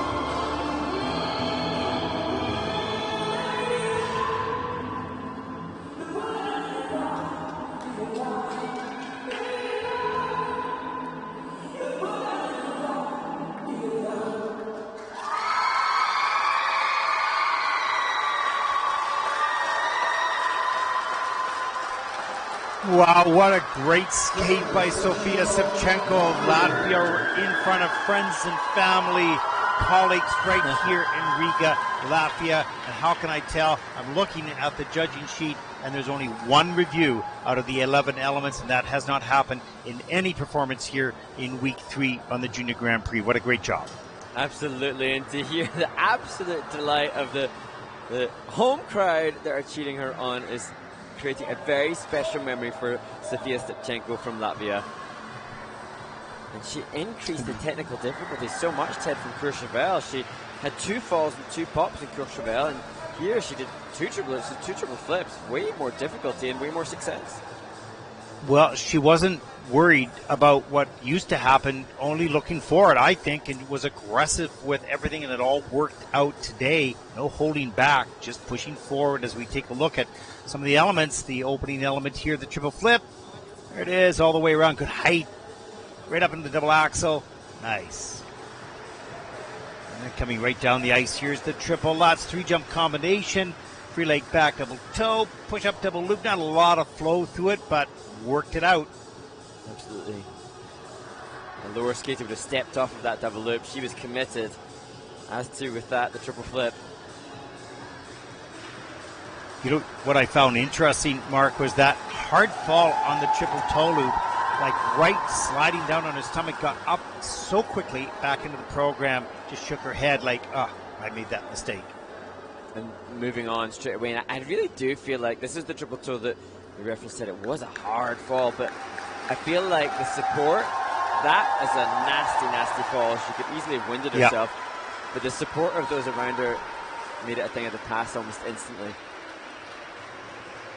And there's the double axel at the end of the program, deep down on the knee, pushing up. She was determined and she was focused and she was right on her game. And what a great job. Unbelievable to think that her personal best from the Baltic Cup last year is 74. And it's not going to be that. Yeah, personal best 74. She just needs a 75 to take the lead, 75.45 to take the lead. And there's the little girl wanting to sit in the kids and cry. There it is, Teese's best, 96.75. What a great score. First of the free program, 139.99 as Sofia Savchenko from Latvia takes the lead. With a cuddly tie that's bigger than her.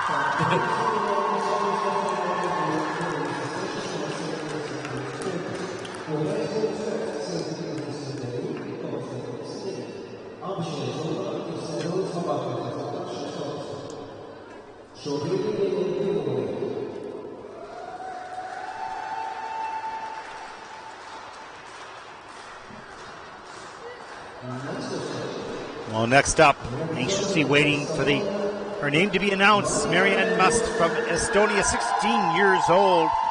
First Junior Grand Prix season, 8 at Senior Nationals last year. Incredibly elegant skater, and she popped her triple lutz in the short program, just a double lutz combination yesterday. And she'll start with that jump. I wish her all the best from Marianne Must.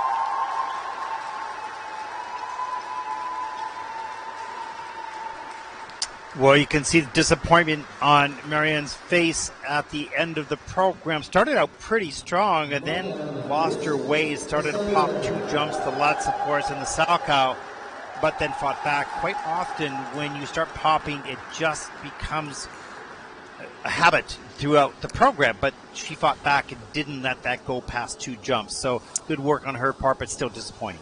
Absolutely, and the reaction to that disappointment only reminds us how emotionally invested the skaters are. Everybody's so desperate to deliver their best, and sometimes that desperation is what can affect the timing and therefore cause the likes of the pops that we saw from Marianne in the program. And that's also part of the thrill when you start the program, wanting to skate clean, and the excitement when you do, and it's elusive. And out of 20 programs, you might skate 1 clean. It's not easy to do. Here's a look at the triple Lutz at the top of the program on a lean, but managed to get down on that jump into an Euler and double Salchow. And this, I think, is the triple flip. This is under rotated in the judging system with a 3-turn after kind of a stiff landing, if you will, the double axle right here. And certainly no problem there with a nice little hop on the landing edge. Love the change edge on the camel. She demonstrated such control on that difficult feature. And interesting, Marianne has worked with Rostislav Sinitsin, the great ice dance coach, on the choreography of this. And Marianne, as you see her going for the triple loop, which was the start of the turning point in the program where she came back on track. Marianne obviously taking a leaf out of the ice dancer's book with the tango music this season, which we saw used by all in the rhythm dance. This young little lady is getting a lot of hugs today, for sure. I think she's providing some comfort for all of the athletes. Absolutely. And this will be inspiring in her career as well as a young little skater. Let's take a look at the scores for Marianne Musk from Estonia, 80.19. That's 5th in the free program. Competition score of 123.58, and that'll put Marianne currently into 2nd place.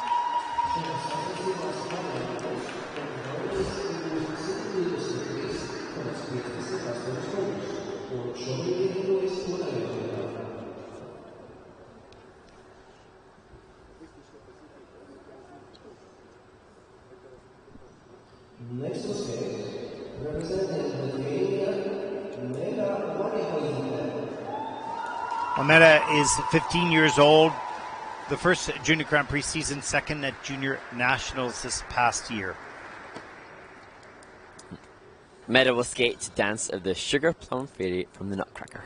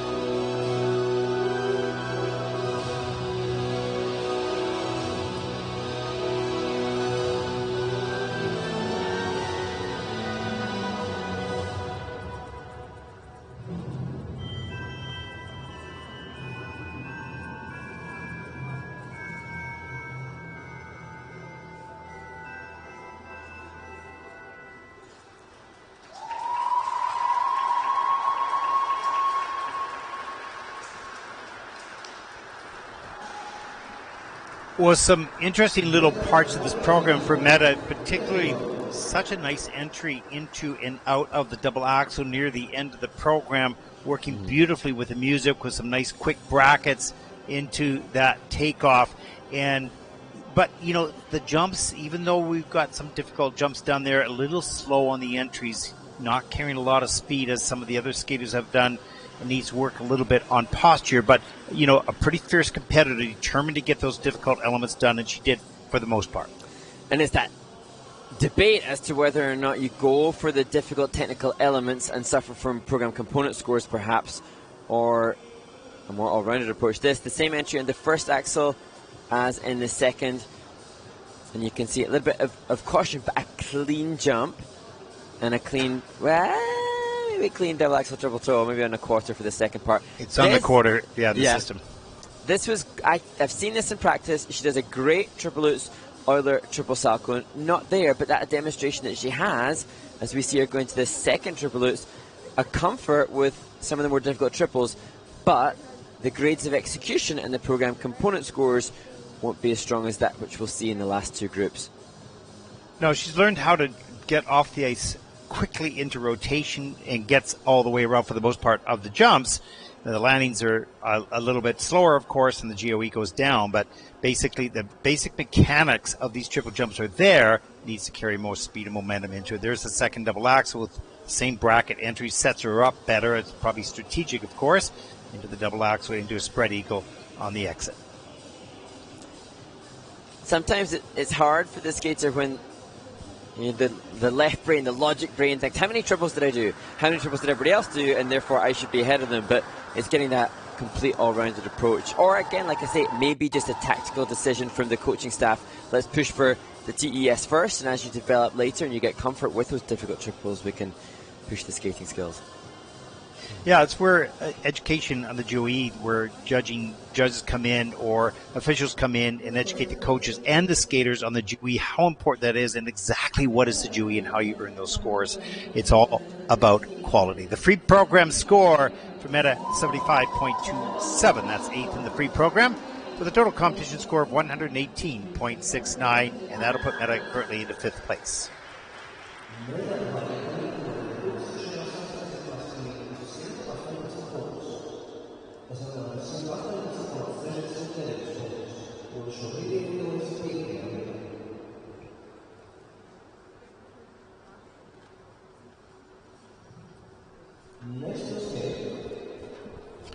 Well, next up, from Great Britain, 15-year-old Arabella Sear-Watkins, second Junior Grand Prix season, 4th at Junior Nationals last season.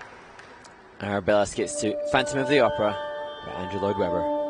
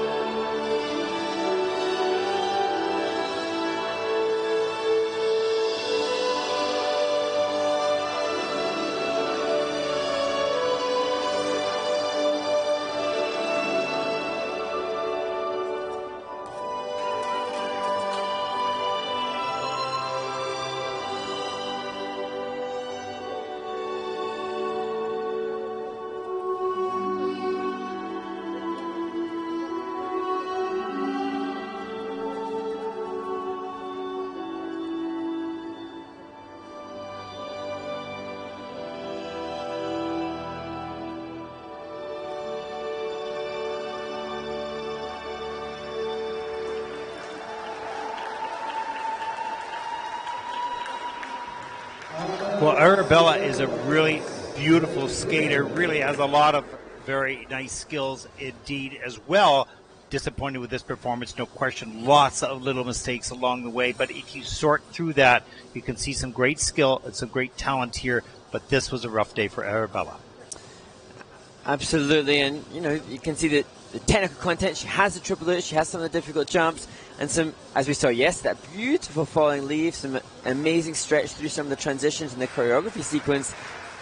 Just managed to deliver it. And for me, knowing a little bit about the limited training time that Arabella has, you get a gauge for how much time devotion has to be to trying to amass not just good technical element score, but program component scores. And that's been a constant challenge, I think, for the skaters with the limited ice time. Which do we pursue, and how do we divide the training time to prepare ourselves in mid-season?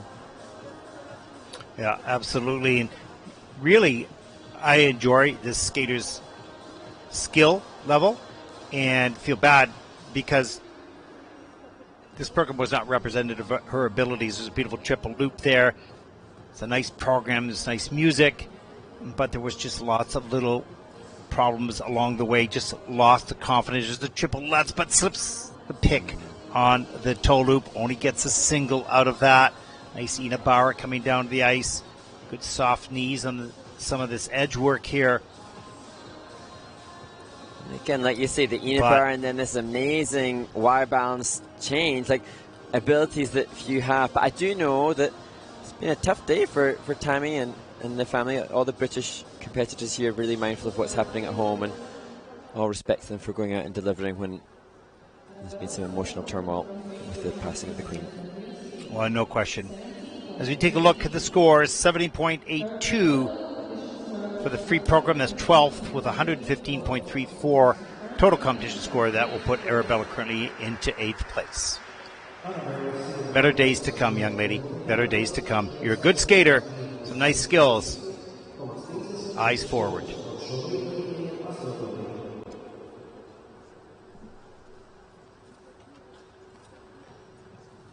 Next to skate, representing Germany, Valentina Adrianova. 14-year-old Valentina Adrianova from Germany.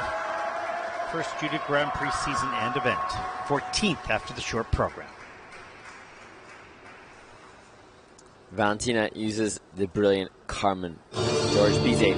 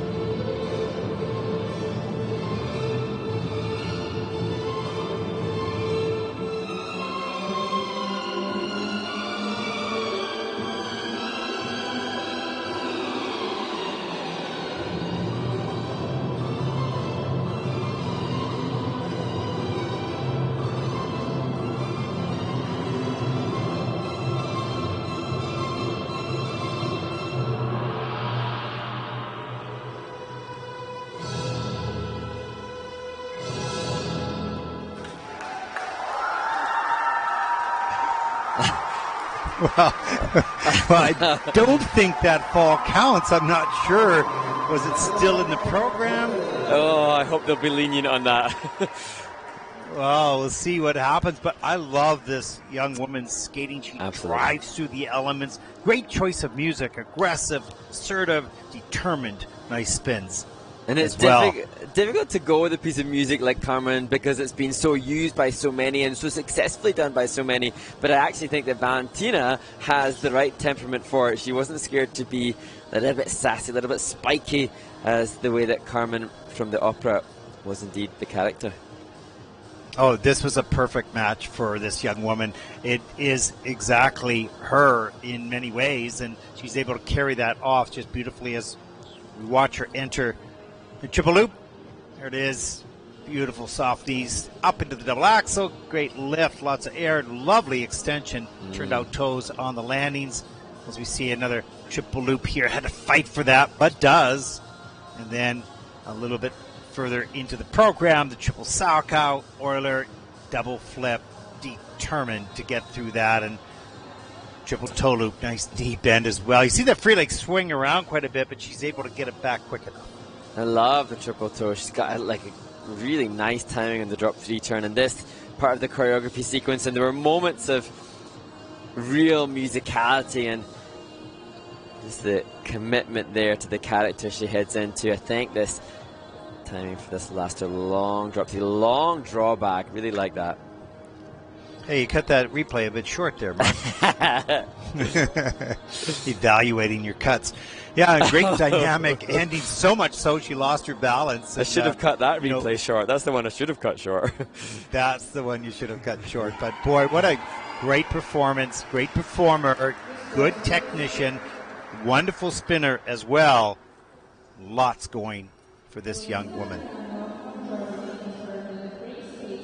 Free program scores for Valentina Adrianova of Germany, 96.80. That's first in the free program with a 142.13. Valentina takes over the lead. A smile of pride there for a moment.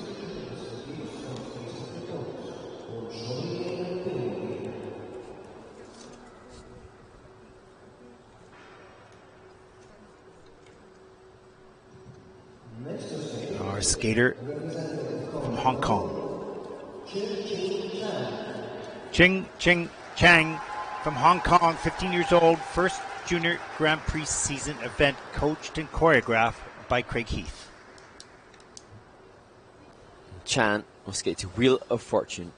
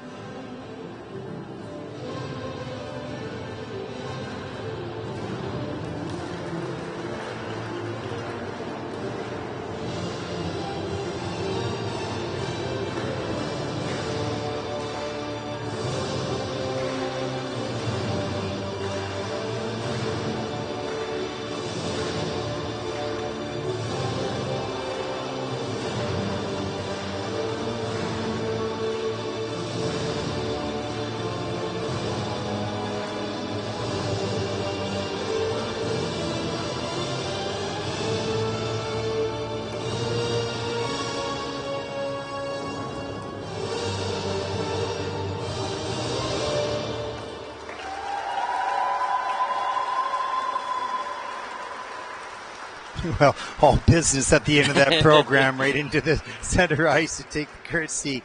You know, out of 11 elements, there are only 2 reviews. So that's a good indication that the technical band will see most of those elements, technical elements, jumps clean, of course. And good example of a jumper who's very quick in rotation, doesn't need a lot of height. But if anything goes off in the air, it becomes problematic. But this is a good skate, fast, quick, and tight in the air, and successful jumps. Yeah, really interesting performer, and she just come off that win at the Sea Open just last week in Singapore, and she, as we see her working through the element, she posted 95 points in Singapore, and she did the triple flip that you've seen now in that event as well. She was pretty clean there, apart from an issue with the flying sit spin. And here you can see the program component score. Sorry, Ted, go on. No, I just say that triple loop that we did see is under-rotated in the judging system, as is the Salchow on a quarter. Just wanted to mention that. Go ahead, Mark. Yeah, I mean, just really interesting. The way that she reacted with that business-like fashion, she's obviously technically minded and very capable and strong at getting the job done. It's the program component scores that are a little bit lower for this athlete, as you see her jump the triple Salchow, double toe, double loop combination. And in that win that she had in Singapore, her total score combined an element score of 53 and a component score of 42. And yet she has a coach like Craig Heath, who is such a gorgeous skater, such a gorgeous performer, so he's certainly able to deliver that over time. They just approach the technical element score with more fervour at the start of her education, I assume. But I like her analysis. It's true. I mean, very business-like. Okay, finish all my elements, so let's get to the center ice and get off. Right? So there wasn't emotional. You didn't see a lot of emotional connection with the music either during the performance or after. But that's okay. This is a young skater, yet to be developed on that program components and emotional connection with the music. That's going to take a little bit of time, but certainly technically well on her way. And I really think Craig Heath is a great man for the job in developing those program component scores. He's such a good performer himself, and age and maturity will help enhance that presentation score as well. Always does. Well, let's take a look at the free program scores for that performance. 85.90, that's third in the free program for a total competition score of 133.15, as she will take over third place for the moment.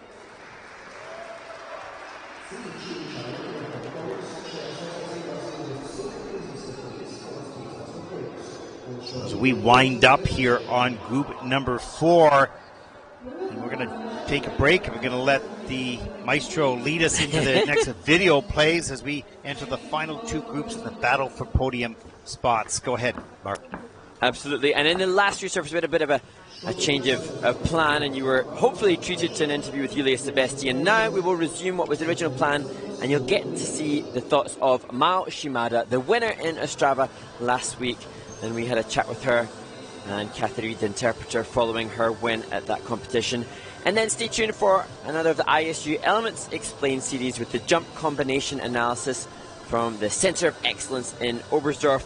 Before finally, you must stay tuned to see and hear about the Up Again Stories series. And this one, we get up again with the voiceover from Javier Fernandez, the world champion from Spain. So stay tuned and enjoy the video coverage, and then join us for the final 2 groups of the women's free skate at the Riga Cup.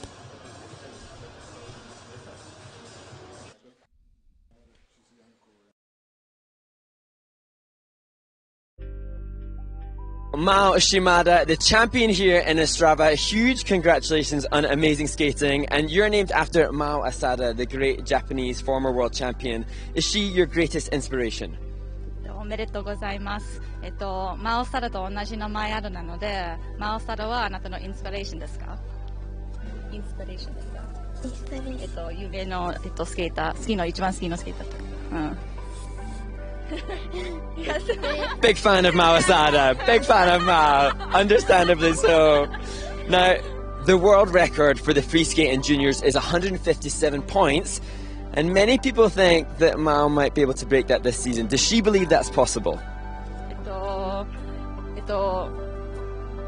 レコードポイント点数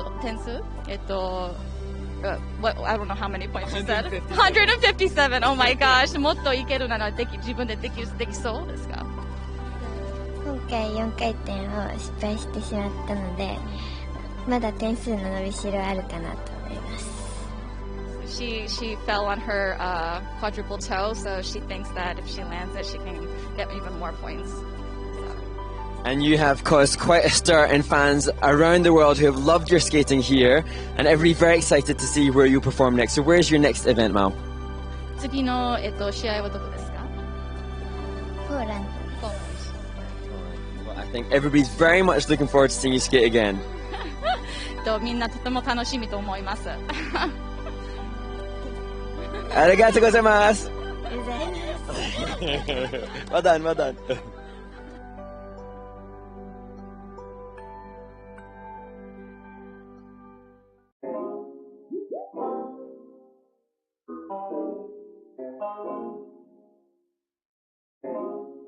Welcome to the ISU Center of Excellence here in Oberstdorf, Germany.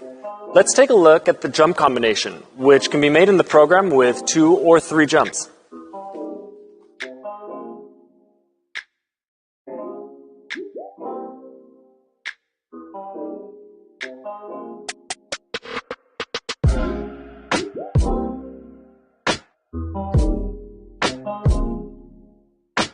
In the jump combo, it's really important that the skater on the landing of each jump is really stable over the next takeoff or skating leg.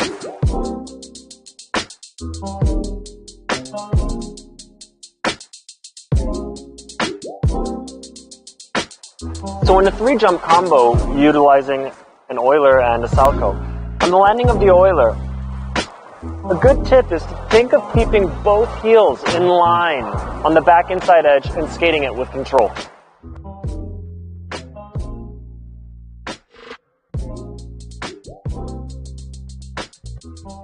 So, a good exercise to train the Euler and Salchow elements after the first jump is for the skater to stand by the boards, give a good push, and perform the Euler, followed by the Salchow either in single, double, or triple. And this is really good because it helps train the athlete to perform the element with low speed, as well as to focus on performing the element with good technique and not overutilizing power and sacrificing that technique.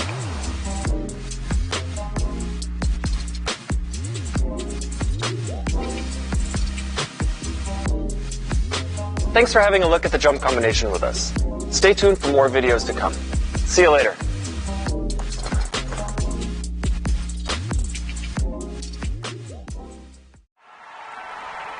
If you dream of standing ovations, gold medals, and record-breaking times, know one thing.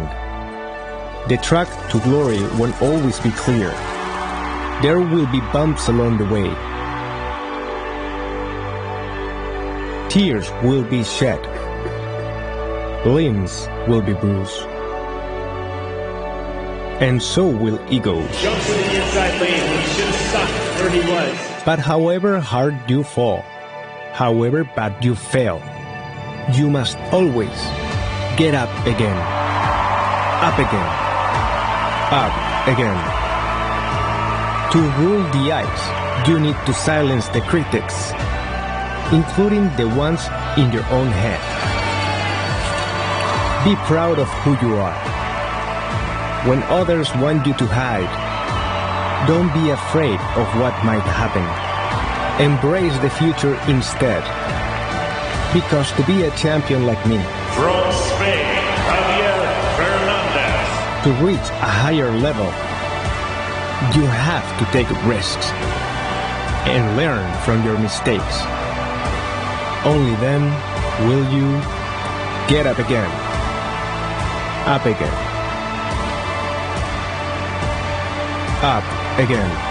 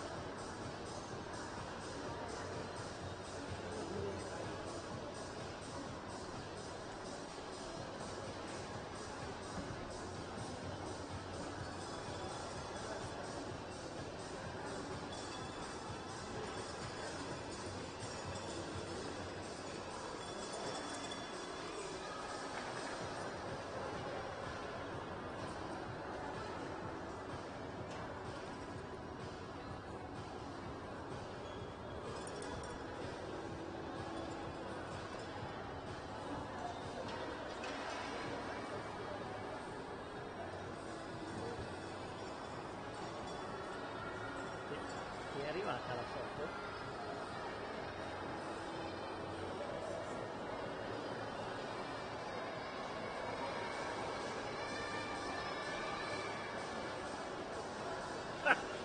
Non fare il furbo.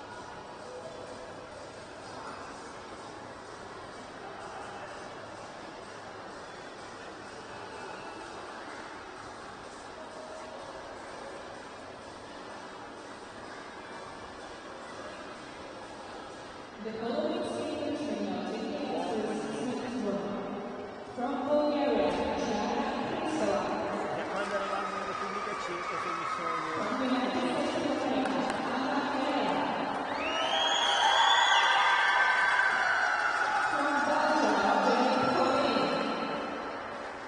from Finland, Melanie Peltonen, from Latvia, Nicola Courchevel, from Canada, Justine Riga.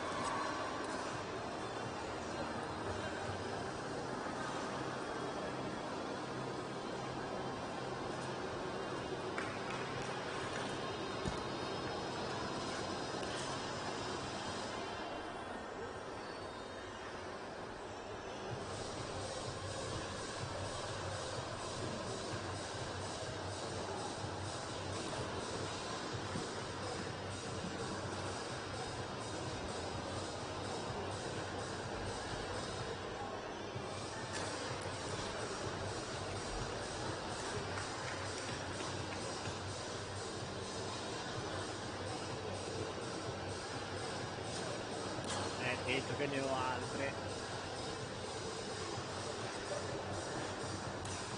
No, anche.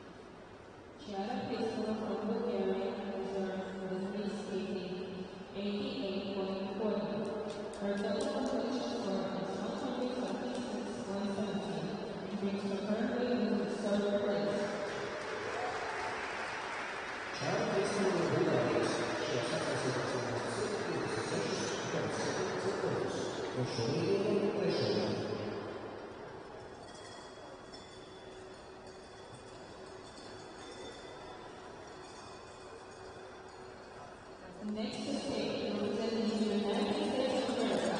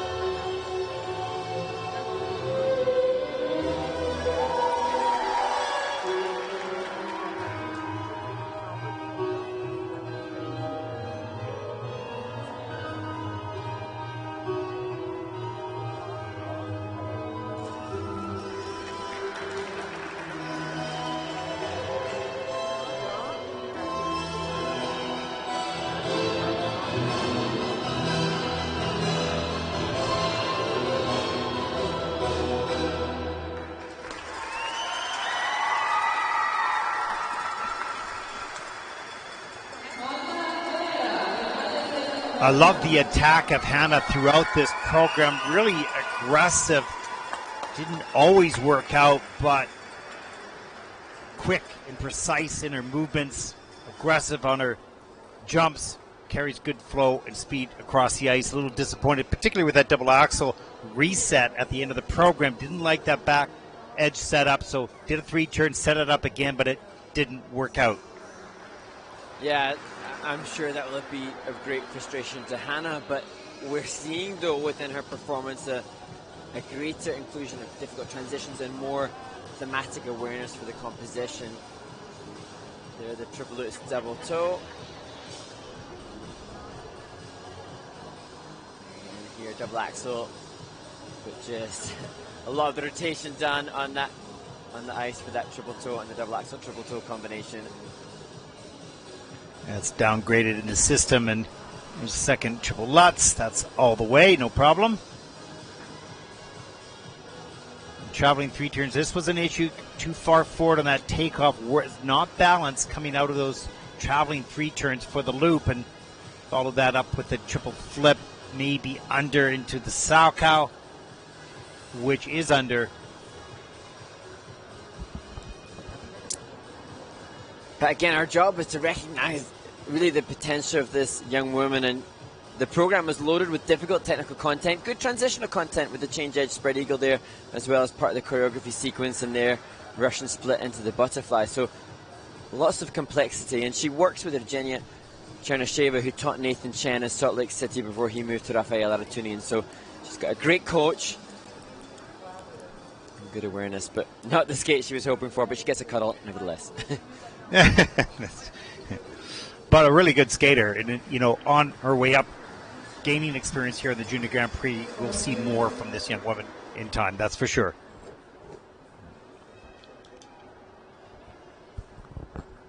But you know, I like the aggressiveness throughout the program, because eventually you're going to need that when you enter the senior category. 96 points for the free program, that's third, with a total score of 145.30, and Hannah Herrera from the United States takes over the lead.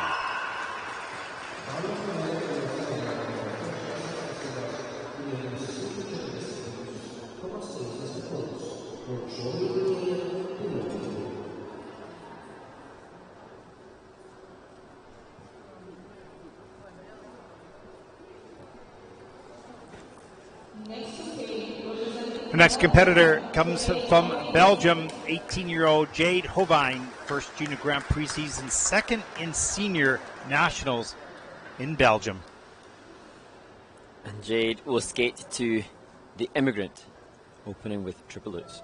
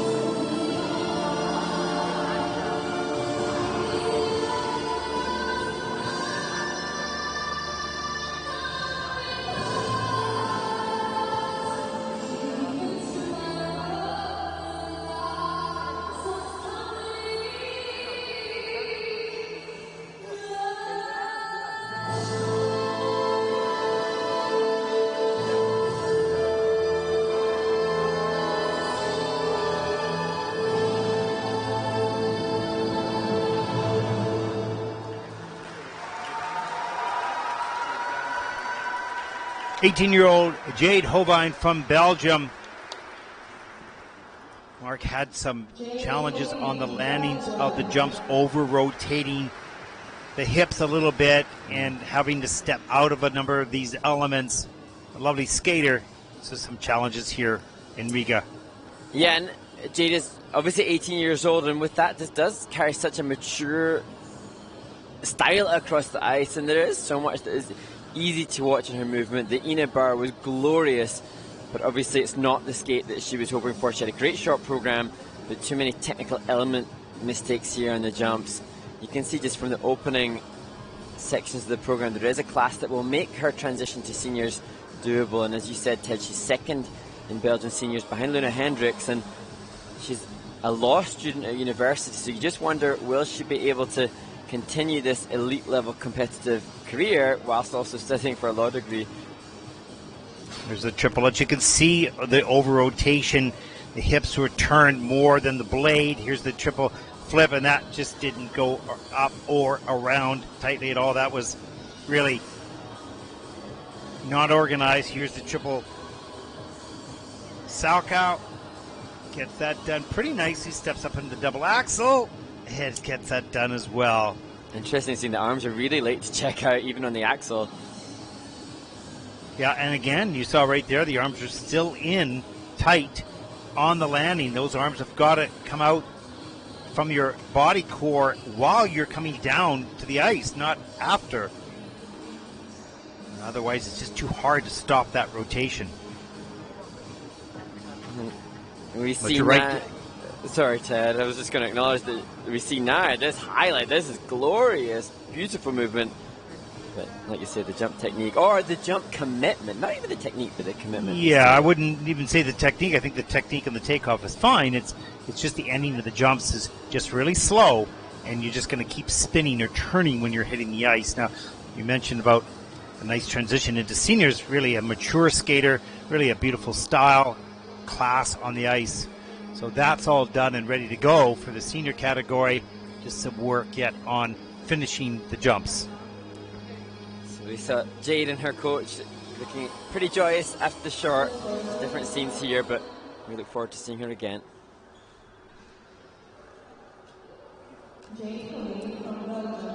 Free program scores for Jade. 86.83. That's fifth in the free program with a total competition score of 139.88, and that'll put Jade currently into fourth place. And you don't look very happy with that result. There's just some work to do on those jumps. If those jumps were there, that's a completely different score. There's a look at the top 5 skaters so far in the event.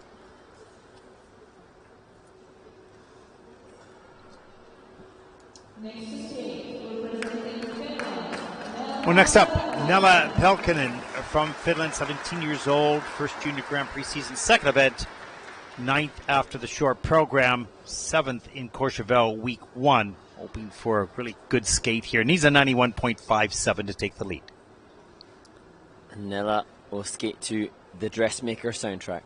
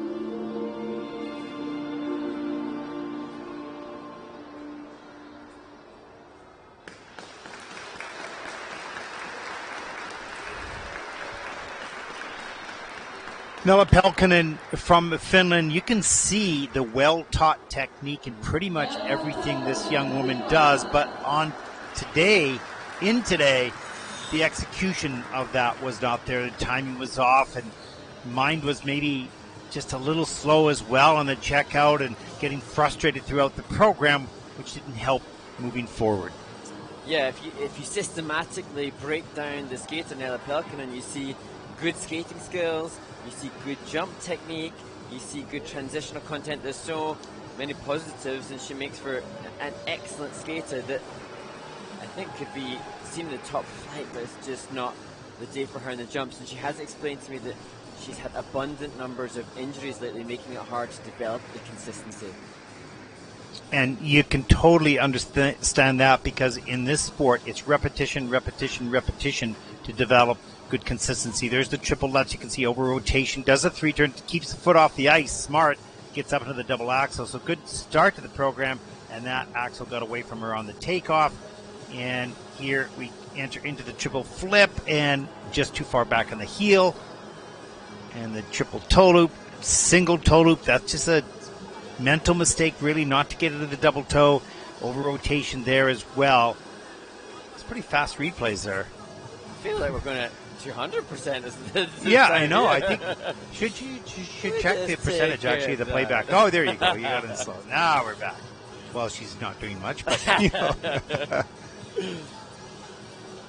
But Nella's coach did say that based upon the quality she demonstrated in the short program, the Finnish Federation will send Nella to Finlandia Trophy. So she'll compete on the senior circuit, and she is every bit the senior quality of skater for sure.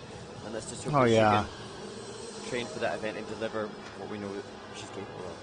Yeah, she's a really nice skater in so many ways and so many phases of the sport. Just learning how to compete under pressure to develop what you can do every day. That's sometimes very elusive for skaters. Free program scores for Nella Pelkonen, 87.20. That's fifth in the free program, even with those mistakes, with a 140.94. That'll put Nella currently into third place.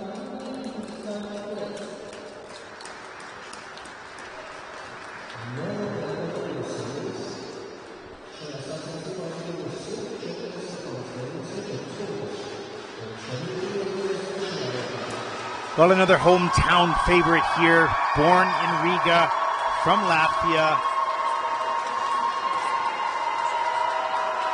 Final words of the career by Katarina Platonova, the coach.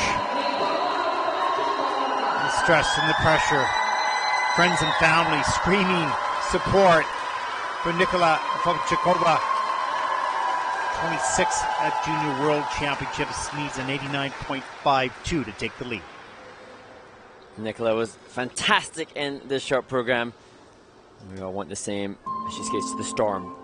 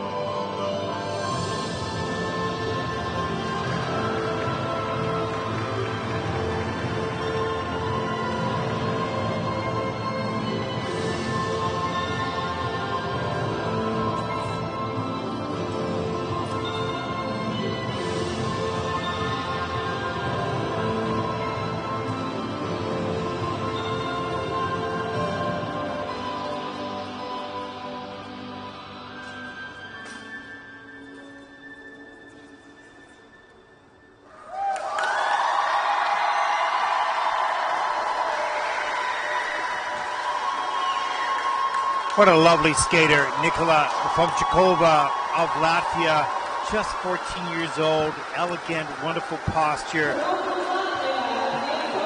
good ice coverage, and a sense for the music, beautiful phrasing of her choreo sequence with the music. A couple small mistakes here or there, but overall, Mark, really a very, very nice program. Absolutely, and just wonderful to see her. There was pressure. You could see her coach holding her back from going out before she started, knowing the excitement of the arena and the pressure from the home fans.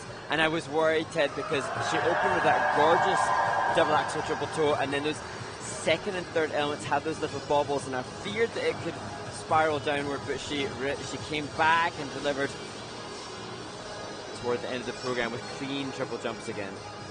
Well, you can see that nice flow on the takeoff of the double axel right up out into the triple toe loop, just demonstrating great quality, good positive GOE scores as well. And here's the triple Lutz, hands above the head, so soft on the landing, up into the double axel, little bit back on the heel, so has to step out of that. And right back down to the ice for another triple Lutz right here. No problem except for the leaning forward with the hand going down. So just a little mistakes here or there, but basically the technique is so solid. She really gets good elevation on the toe jumps. And this is where it started to come back. She looked like she settled into that, the three jump combination allowed her to settle in that landing position there, just giving an indication that she was able to let go a little bit and free up with the body. Well, kept her composure throughout the program, which was really impressive for the age of 14, because you start making a mistake when you think the expectations are to skate perfect, even though the desire is there to do so. And you can sort of get yourself lost, especially in front of friends and family, and all the pressure that comes along with that. But not Nikola. She just refocused, looked forward, forgot about whatever mistake there was, and executed the rest of the program beautifully. And here you can see an indication that the program component scores are really positive as well. It's not just a technical element skater, and she'll be eager to make sure that she qualifies, not just to qualify for the Junior World Championships for Latvia again, but that this time round, following her appearance in Estonia earlier this year, she'll qualify for the free skate as well. If not, push for top 10.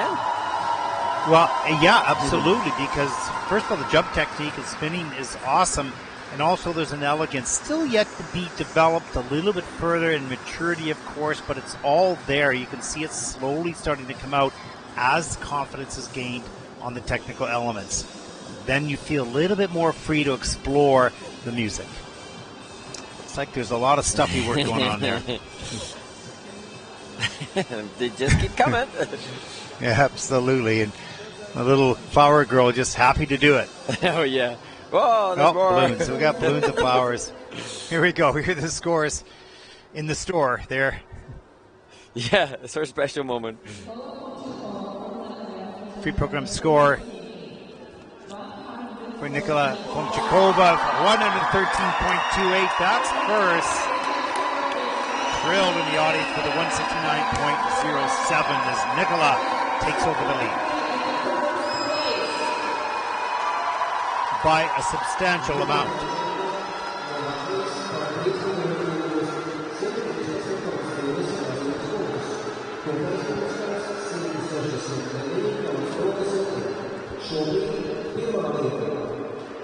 Well, up next, and having to handle the crowd noise and the high score of the previous skater from Canada, 16-year-old Justine McLett. Second Junior Grand Prix season, learning a lot from last year's experience. 21st for the Junior Worlds last season. 7th after the short. And Justine will be the second skater today to skate to Caruso.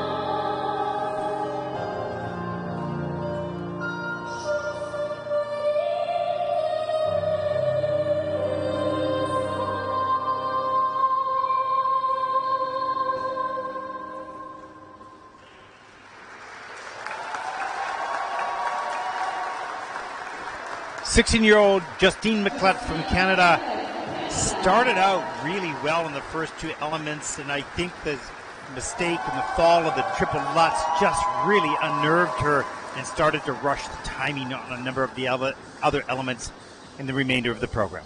What a shame, because for me that was my favorite program. She just skated with such a brilliant presentation for the expression, and it was beautiful choreography. You've introduced me to Joey Russell, Ted, and really impressed by the work that I've seen from him at this event, and Justine did it justice from a program component's perspective. You can see here just at the very beginning, even though it was a 2-foot sway, it was musically timed and it was totally in character with what the music dictated, and you can see why she's Canadian junior champion. Just unfortunately too many mistakes in the technical element score.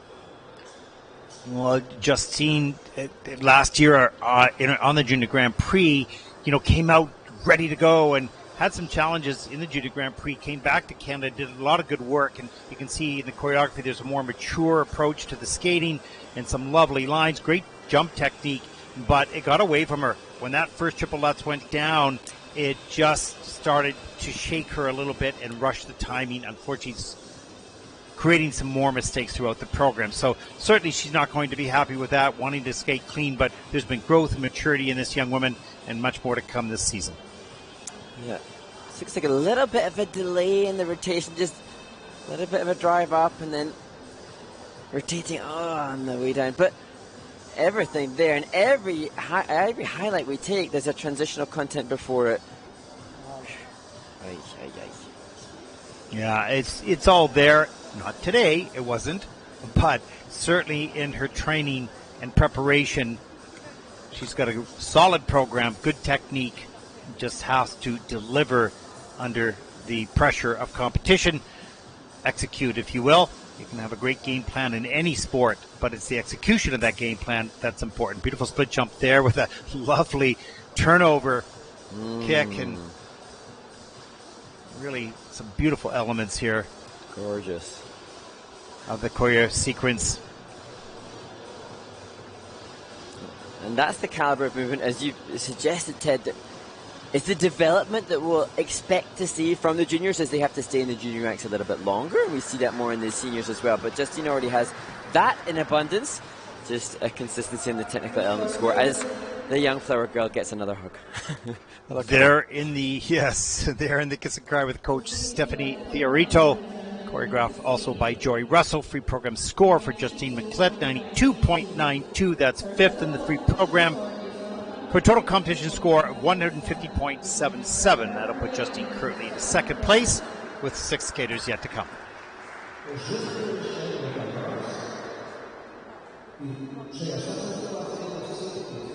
So a top 10 finish here for sure for Justine, and would have been a lot more without those mistakes, so she knows a missed opportunity, but maybe more to come later in the season. Great improvement made, but it's never an easy pathway. There's always challenges that come in front of you, and you have to figure out how to get around it. There's a look at the start order for group number 6, the final group here in the women's free program. And you can see between 4th and 6th place after this short program, less than a point separates those 3 competitors. And that's going to make for a very exciting competition, and I'm sure of the competitors really conscious that there's easy room for maneuverability onto the podium here in Riga. Well, 2 Korean skaters, 1 Japanese skater, 1 from America, 1 from Switzerland, which is really nice to see a Swiss skater in the final group, plus a skater from Georgia as well.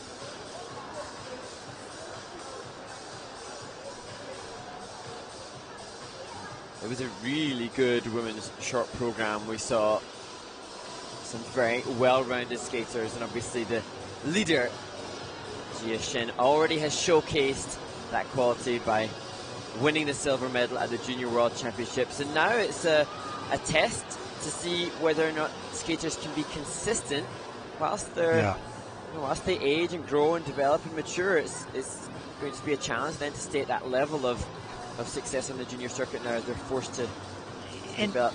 And yet you have to know that there is a little bit of rivalry between the top Korean skaters and the top Japanese skaters. And, you know, on the Junior Grand Prix, you know, there's going to be that battle for the title and wanting to qualify for the Junior Grand Prix final. So there is some pressure on Jia Shin.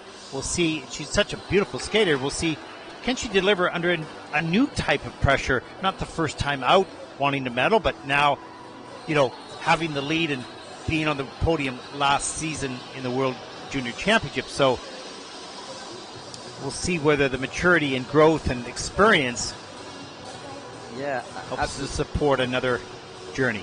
Absolutely, because Jia was 6th last year in her first Junior Grand Prix, and then she did place 3rd place in her second Junior Grand Prix, the Baltic Cup, but wasn't the front runner with the comfortable lead that she finds herself in here. And as you say, it's not just the responsibility really of keeping pole position after the short program, but also making sure that the scores that she posts are competitive with that which we've seen from the first 2 Grand Prix, and that she did in the short program.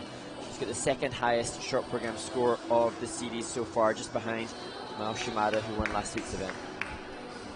Yeah, it's so interesting to see these top junior skaters who really have, in many cases, the same skills as some of the seniors, to see whether, when they start to really be in position for podium, can they handle all that exciting pressure. Some, can you protect the lead,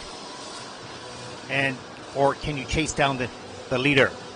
Can you be the hunted or the hunter? You have to produce all the time, no matter what the situation, for sure. Whether you're the hunted or the hunter, you have to look effortlessly elegant whilst in pursuit of whatever you're after. Exactly. It's interesting, Ted. I was chatting to a ballroom dancer recently who was coming to do some work with the skaters, and she was explaining that the amateur world of ballroom has the younger ballroom dancers who are so energetic and so athletic, and the professional world of ballroom, to the untrained eye, might not look as good, but they have a maturity and a confidence of movement that the judges really love in the professional ballroom world. And I think there's an element of that you can see in the junior women's event. There's such energy and effervescence in their movement, but maybe sometimes just not that same delicate touch, that same maturity and nuance in the program component scores. Yeah, absolutely. No question. The sport is so complicated. You cannot be your best at all things early on in your career. There is a learning curve, no question, and some rise to that learning curve a little quicker than others perhaps, but it is a 10 to 15 year process. It's not something that happens quickly. There's so much to learn here as you grow and mature as a person as well. And I think so many skating fans around the world really welcoming the chance for the skaters to develop on the junior ranks and hopefully giving them a longevity that will serve them on the senior ranks as well, because I know that take Tuktamisheva, who was a world champion I think in 2015, and she's continued to be on the senior ranks, and that's developed such a big strong fan base, or somebody like Karolina Kostner, who I've mentioned before, and somebody that was in the senior ranks for so many years, and really, as you've said, Ted, so many times, we get to know and have an affinity with the human then as well, not just the beautiful skating. Yeah, exactly. You've seen them and heard enough about their stories to be able to follow them as a person as well as a skater, but early on in these young skaters' careers, you're just watching the skating We hope to bring a little bit more background to each one of these skaters, especially when they're going to be in juniors a few more years than currently. Yeah, I need to muster the courage to interview a few more of them, get a bit of a background story. I'm just so conscious that these youngsters are understandably so consumed with the nerves and the preparation for the event. Well, you know what, it's difficult also that what I found on the Junior Grand Prix is many of them don't speak English comfortably enough to be able to do an interview, and obviously as they acquire that language as they go to school a little bit more and as they get into seniors and they're more exposed to it, and so it's a little easier for them. So when I saw your interview with the Japanese champion, a little shy, just sort of a nod of the head for the answer. So it takes some time for them to gain that confidence to speak the language and to express themselves. Especially to crazy Scotsmen as well. Yeah, totally. Crazy Scotsman. You should wear your kilt. Do you wear a kilt? Maybe I'll bring that for Gdansk. And that'll be scary. Okay, I'll refrain. Yeah. As I mentioned, 2 Korean skaters in the final group, and they will start this group and they will finish this group. And we will start with 13-year-old Ji Hyun Wang. First Junior Grand Prix season, first international competition. 6th after the short program. Needs 111.07 to take the lead. A couple of under rotations on the jumps in the short program. Should be looking for clean elements in the free skate.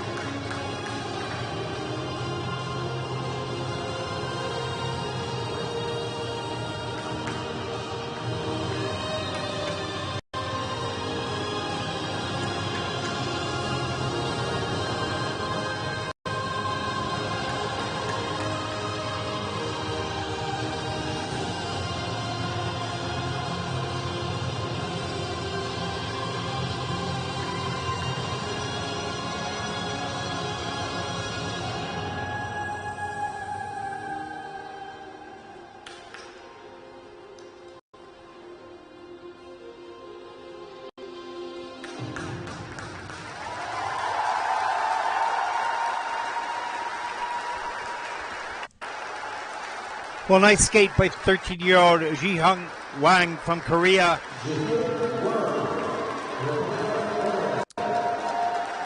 Up and down the ice, pounding out those triple jumps, and today got better lift on the takeoff. So I would say, Mark, that the jumps are more clean than we saw in the short program. Yeah, absolutely. And I think it's easy. That's a lovely reaction as she greets her coach off the ice. I think the little shake of the shoulders from the coach might be in relation to the easy double or relatively easy double axel that she fell on towards the end. But program construction such that she had a lutz and a flip in the second half of the program, obviously conscious of what's being done by others to boost the technical element score.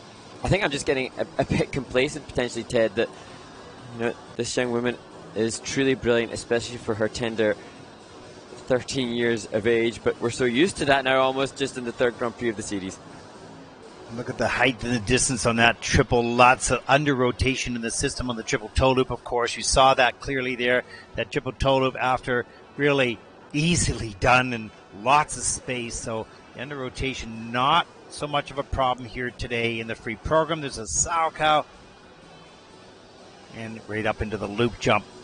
Lots of time to come out of that nicely. I felt that just maybe at the age of 13, lots of development yet to come, of course, as we look at the triple lutz, but the connection and then the fall, unfortunately, on the axle is that the connection with the music isn't quite there yet. It's playing along with her skating, and sometimes it hits, but not an emotional connection yet. You can't really expect that at the age of 13 at this point. And I suppose the problem is we saw Min-Seo Kwon from Korea last week skate to the Cat soundtrack and so committed. But to give context, Hwang came 9th at the Korean qualifying competition for Junior Grand Prix selection. So in her nation, she's behind some of the others, and she's doing, I'm sure, all she possibly can to climb up the Korean national rankings and get considered for Junior World Championship selection later in the season. Absolutely, and she's watching very carefully all the skaters around her to know what do I have to do when I go home to continue training. As we're going to take a look at the free program scores. 108.60, that's second in the free program so far, with a total competition score of 166.61. As Ji-Hung Wang from Korea take second place for the moment. 5 skaters to come.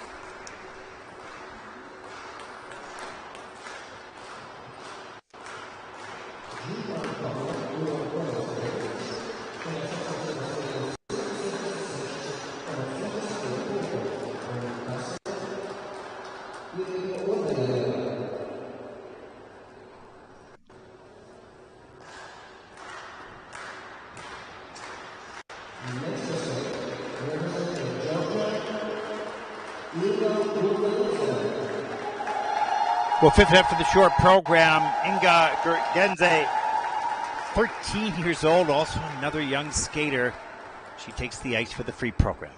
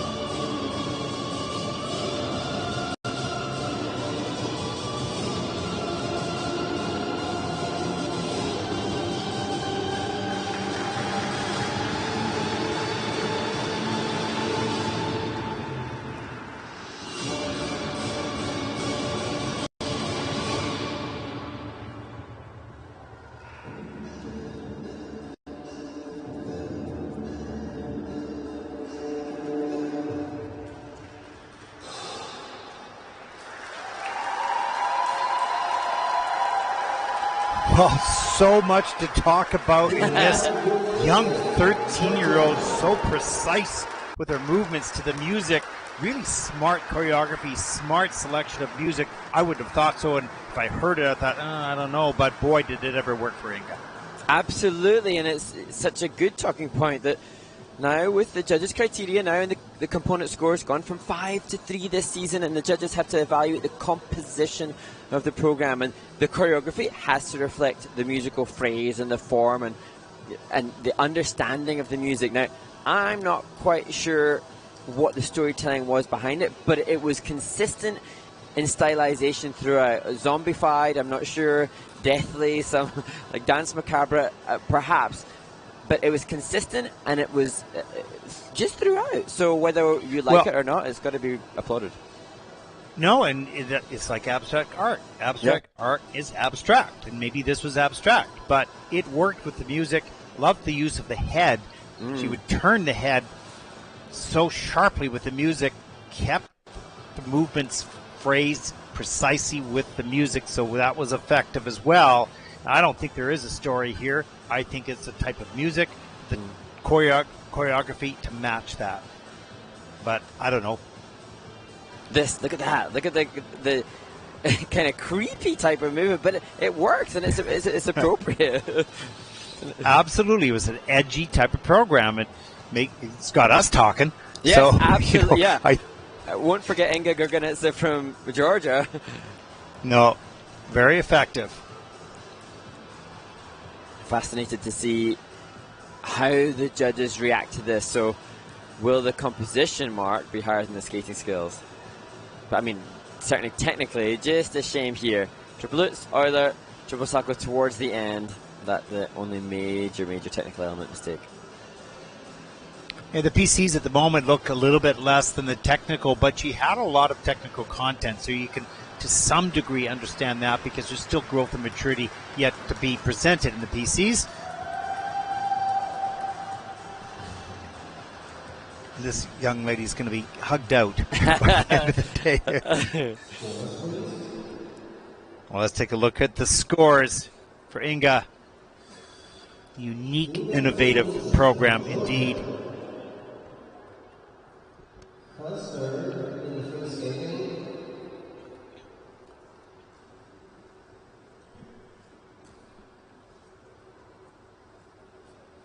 121.48. That's first in the free program.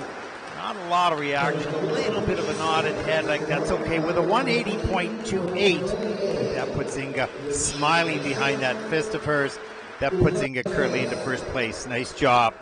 Unique and different, stylish in her own way.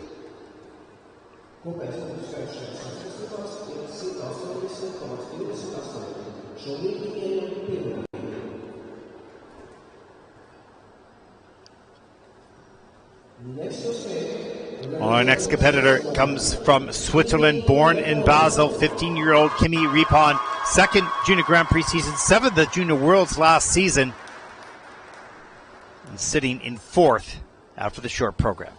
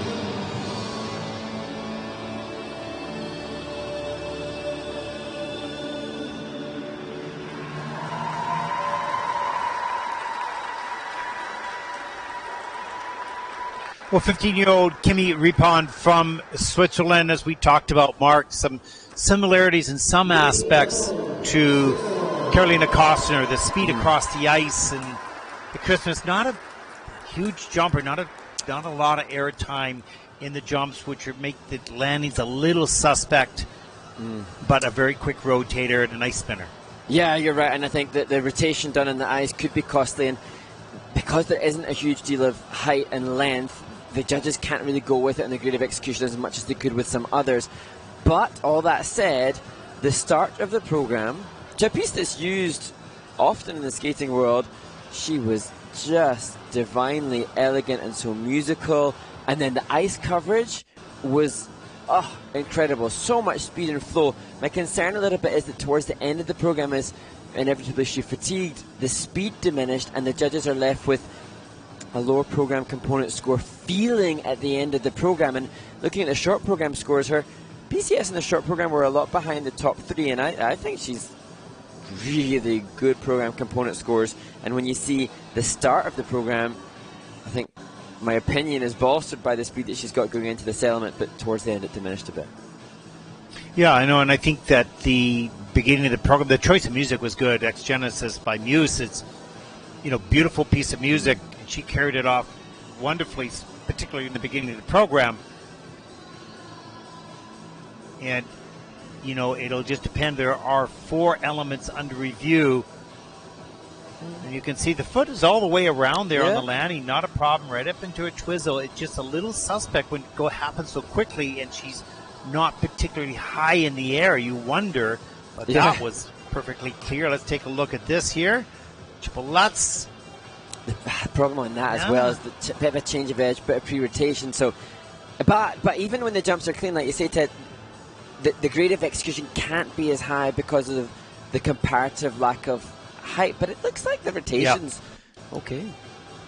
Yeah, it looks like it's there. It's just a little deceiving in real speed and normal speed.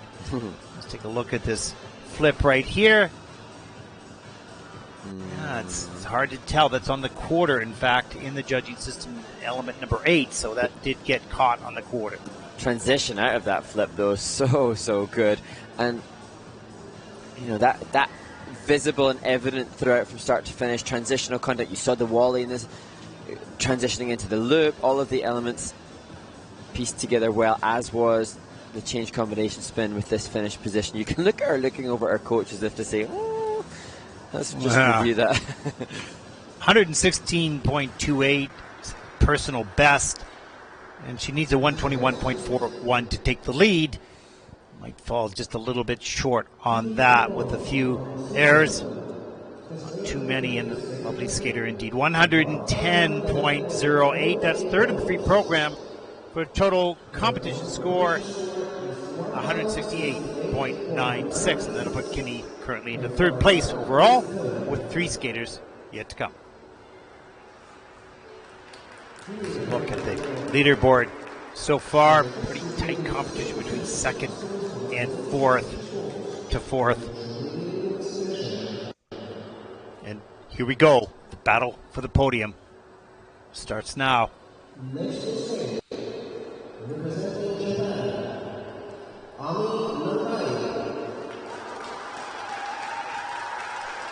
Ami, 14 years old, first season on the Junior Grand Prix, 7th Japanese National Junior Championship.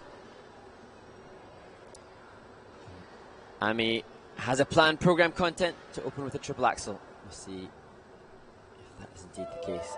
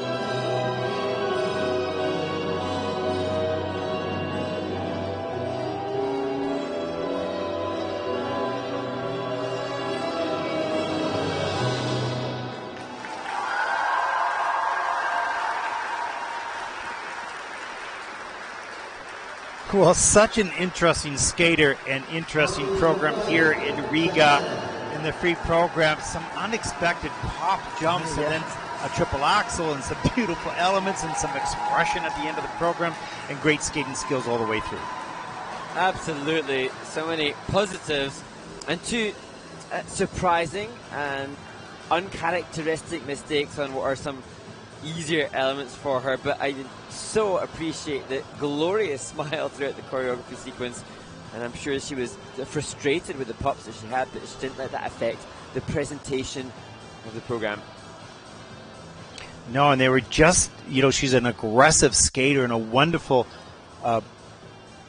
skating skills throughout the program, that she just rushed the takeoffs because she's quick on the takeoffs, and they just got out of control on two of them. But here's the triple axel. Let's watch for the landing. Yeah, that's going to be that's under-rotated in the judging system. And we could see clearly that there was an under-rotation there, coming right back down the ice to triple Lutz. No problem all the way around, triple toe loop. Oh, great energy and great explosion off the ice into the air. And we just come to expect that soft landing, although didn't happen here. Uncharacteristic pop there in the triple loop. And that triple loop that she popped was an intended triple axel. Probably downgraded the program a little bit, and that may have set her off thinking, oh, I got the easy triple loop compared to the axel, but it didn't happen. And there's a popped axel a little bit later, and you can see just lifting her head just in frustration. And then triple Lutz near the end of the program. But you're right, Mark, in the choreo sequence, wonderful smile throughout. Just a real charm to the presentation as she looks over to the judging panel there and keeps the head high and nice sliding move as well. Yeah, and I didn't sense the pressure. I feel expectation on any Japanese skater given the success of the nation, but it was lovely to see what felt like, and I hope it felt for her like a youthful exuberance and just a joy being on the ice. Yeah, I agree. I didn't see her feel the pressure. You didn't see it. Yeah. Sometimes tentative skate at all. No, and nor do you see a reaction to the frustration. And this little girl is, loved by all these skaters. She's so charming. Here are the scores. For Ami Nakai from Japan, 121.75. She's thrilled because she knows she has a medal. That's guaranteed with a 185.62. Ami Nakai from Japan takes the lead with two skaters yet to come. A full gamut of emotions there. Yeah. Tears of joy on the podium.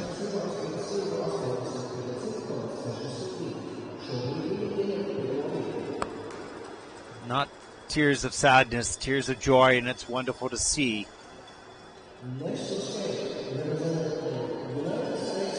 Our second to last competitor from the United States of America, Soho Lee, 13 years old as well. The first Junior Grand Prix event, second after the short. And she's performed this brilliantly in domestic competitions in America as she skates to the Nutcracker.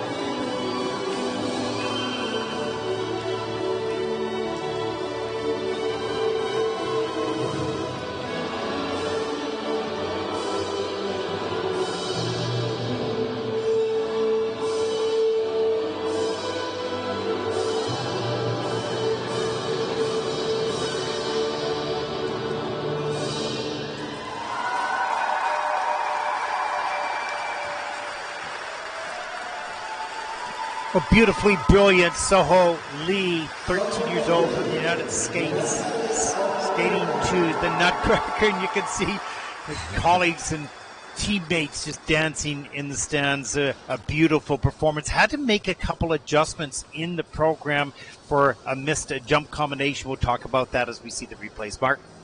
Yeah, and what nerves of steel. 13 years old, first Junior Grand Prix, coming into this in second place, setting, tongues wagging about her potential after the short program, and not faltering at all in her commitment to a clean skate.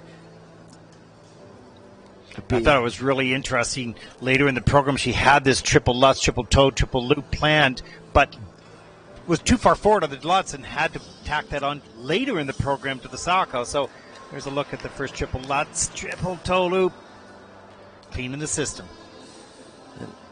Just interesting to note that I think skating has less speed and flow and glide than Amina Kai, but composition of the program created by Misha G from Uzbekistan, really good. She embracing the Nutcracker theme, as you can see, with the attitude on the back landing of that double axel. Yeah, in order to do this piece, you need such a great posture and straight back. As we see her enter the triple flip, get that free leg back, and did.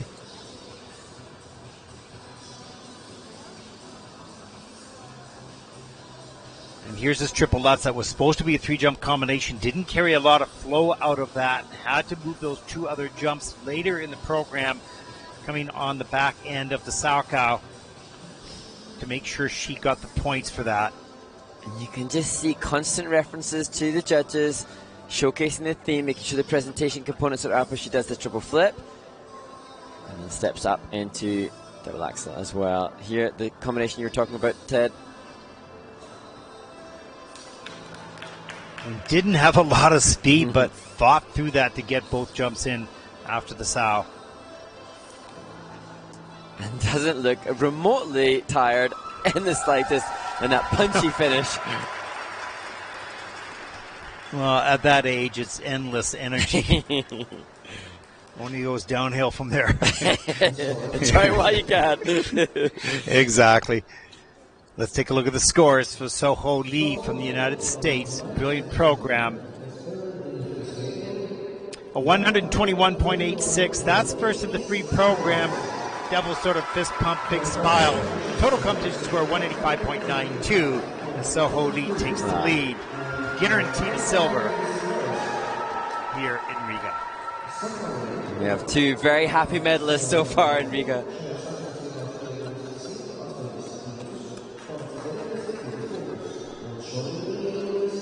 There's a look at the leader after the short program. Skating last, pressure is on. Has a good lead, no question, but won't take that for granted. Wants to skate a clean program here, if possible.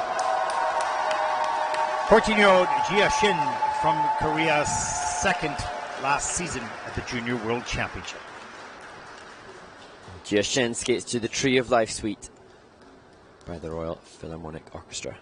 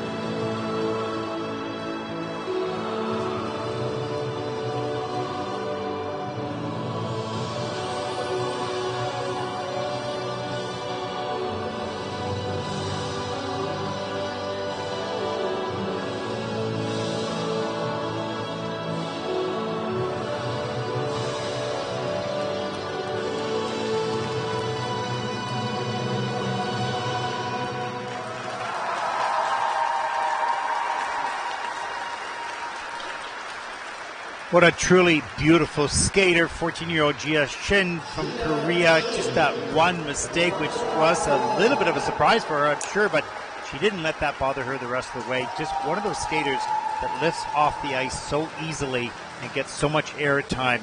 Lots of time to check out for nice, clean landings. Mark? Yeah, and one of the bullet points for the judges in regards to jumping and the grade of execution is effortlessness. And she does have an effortless appeal to the length that she has in the jumps in addition to the height. And immediately, as wonderful as some of the other performers have been in this women's free skate, immediately the amount of speed and ice coverage was so very evident that this was the class of the field at this stage, despite being amid so many other brilliant women. Yeah, no question. The overall package, look at that reverse. The Wally the other way, oh Wally. my goodness. So hard. And then right up into the double axel with continued edge work on the landing edge. And the speed and flow across the ice is just, as you mentioned, effortless, which is a key word in the judging criteria as we move up into the triple loop. And then lots of time. Oh, flow and glide. Just glorious amount of running edge on the landing. And clearly this young woman has the ability or potential for triple axels and quads as she continues to progress, should she choose to go that far with the technical elements. Certainly mechanics and the time is there. Yeah, and when she's this good and doesn't produce triple axel, you wonder how much time has been spent. Mistake there in the triple lutz has been spent on refining both the program components and the grades of execution. As we see the second flip started to tighten up a little bit. I'm sure that the fall on the lutz was weighing heavy on her mind. My only quibble here, I would have loved to see her extend her free leg there in that back spiral. But I know, but love the fact she'd already missed the lutz, and the lutz is the last one in the program, and she didn't let that miss bother her. Just kept her technique as she had always done in practice, and didn't let that mistake creep in. And this, was glorious on music. This left forward outside edge on the Ina bar with the head roll. That's a sign of class and quality. Well, it just needs 115.52 to take home the gold, and I'm most certain in that in this program. And you can see she's a bit disappointed with that miss on the lutz because her expectation of herself is so high. Still brilliant work as the final hug of the women's free program is delivered with the Stuffies. You're not going to miss hugging the winner. The free program, 124.27. Of course, that wins the free program with a total competition score 194.68. Champion here in Riga, Jia Shin of Korea.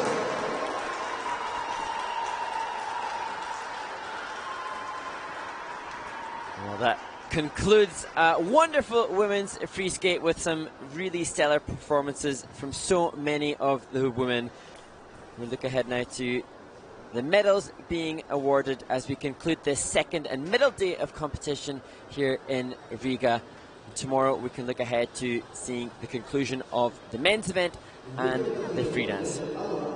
Well, Mark, such brilliant work on your part, being there at the rink, doing the openings, getting the interviews as we see the rest of the results of this event. Thank you for your brilliant work there in Riga. We look forward to tomorrow's events, both the free dance and the men's free as well. It's very kind of you, Ted. Thank you, but please don't go away. I need you here tomorrow too. Oh no, I'm not going anywhere. So I will be here tomorrow for sure. Happy days. So join Ted and I tomorrow for the final day of competition here at the Riga Cup 2022.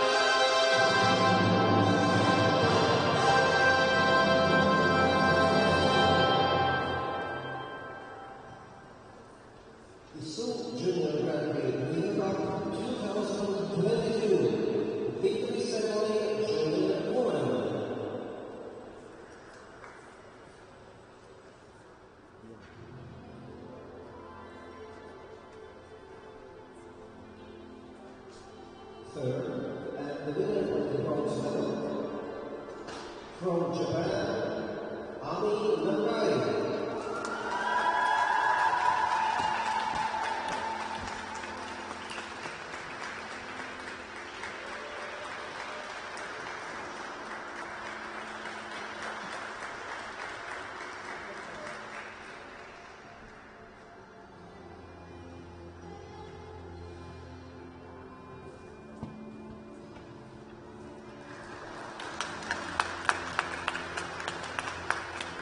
Second, and winner of the silver medal from the United States of America, Soho Lee.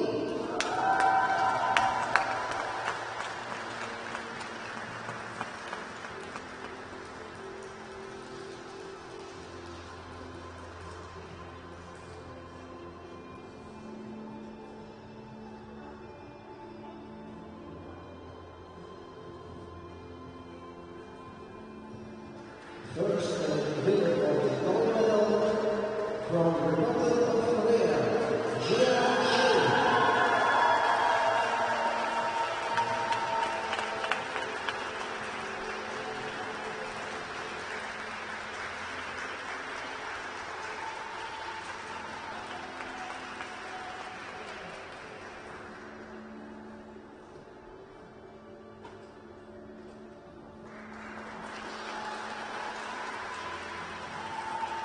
Please welcome the president of the Latvian Skating Association, Marika Lumano. She will recognize.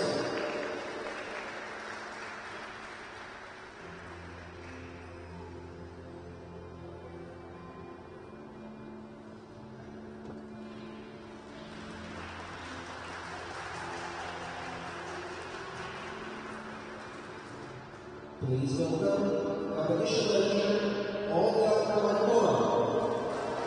She will hold the colors.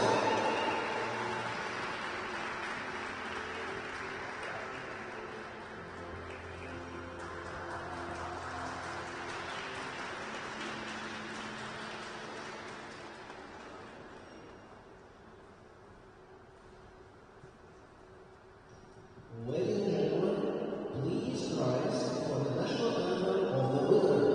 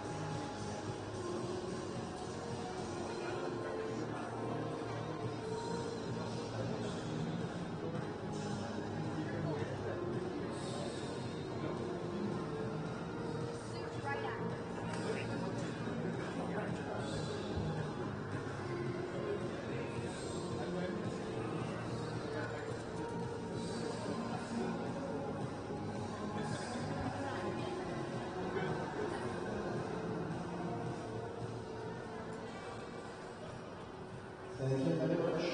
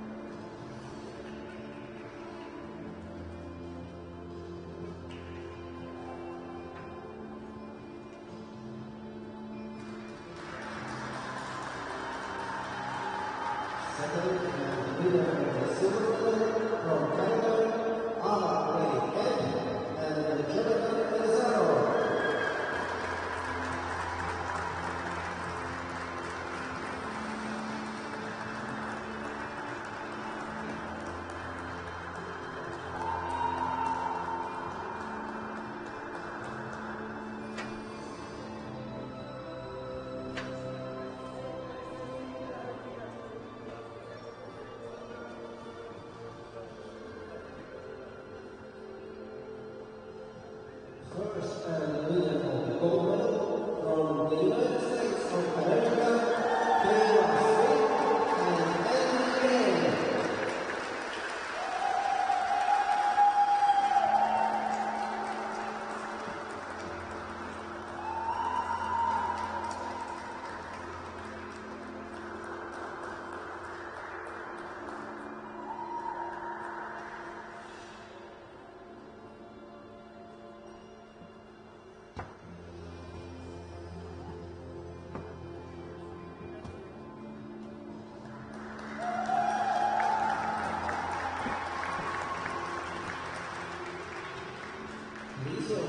The president of the Latvian Skating Association, she will collect the medals.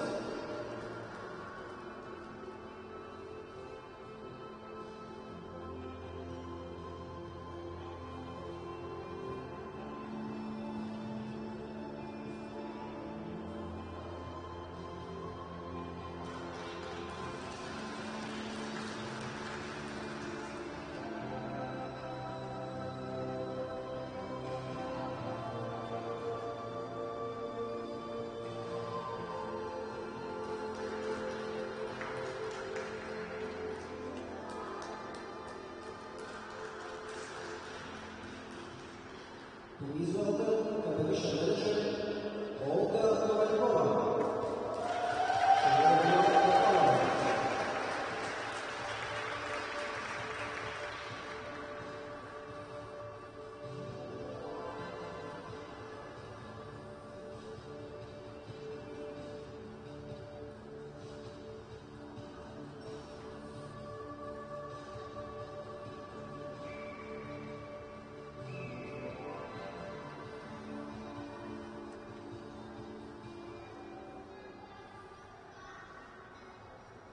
Ladies and gentlemen, please rise for the national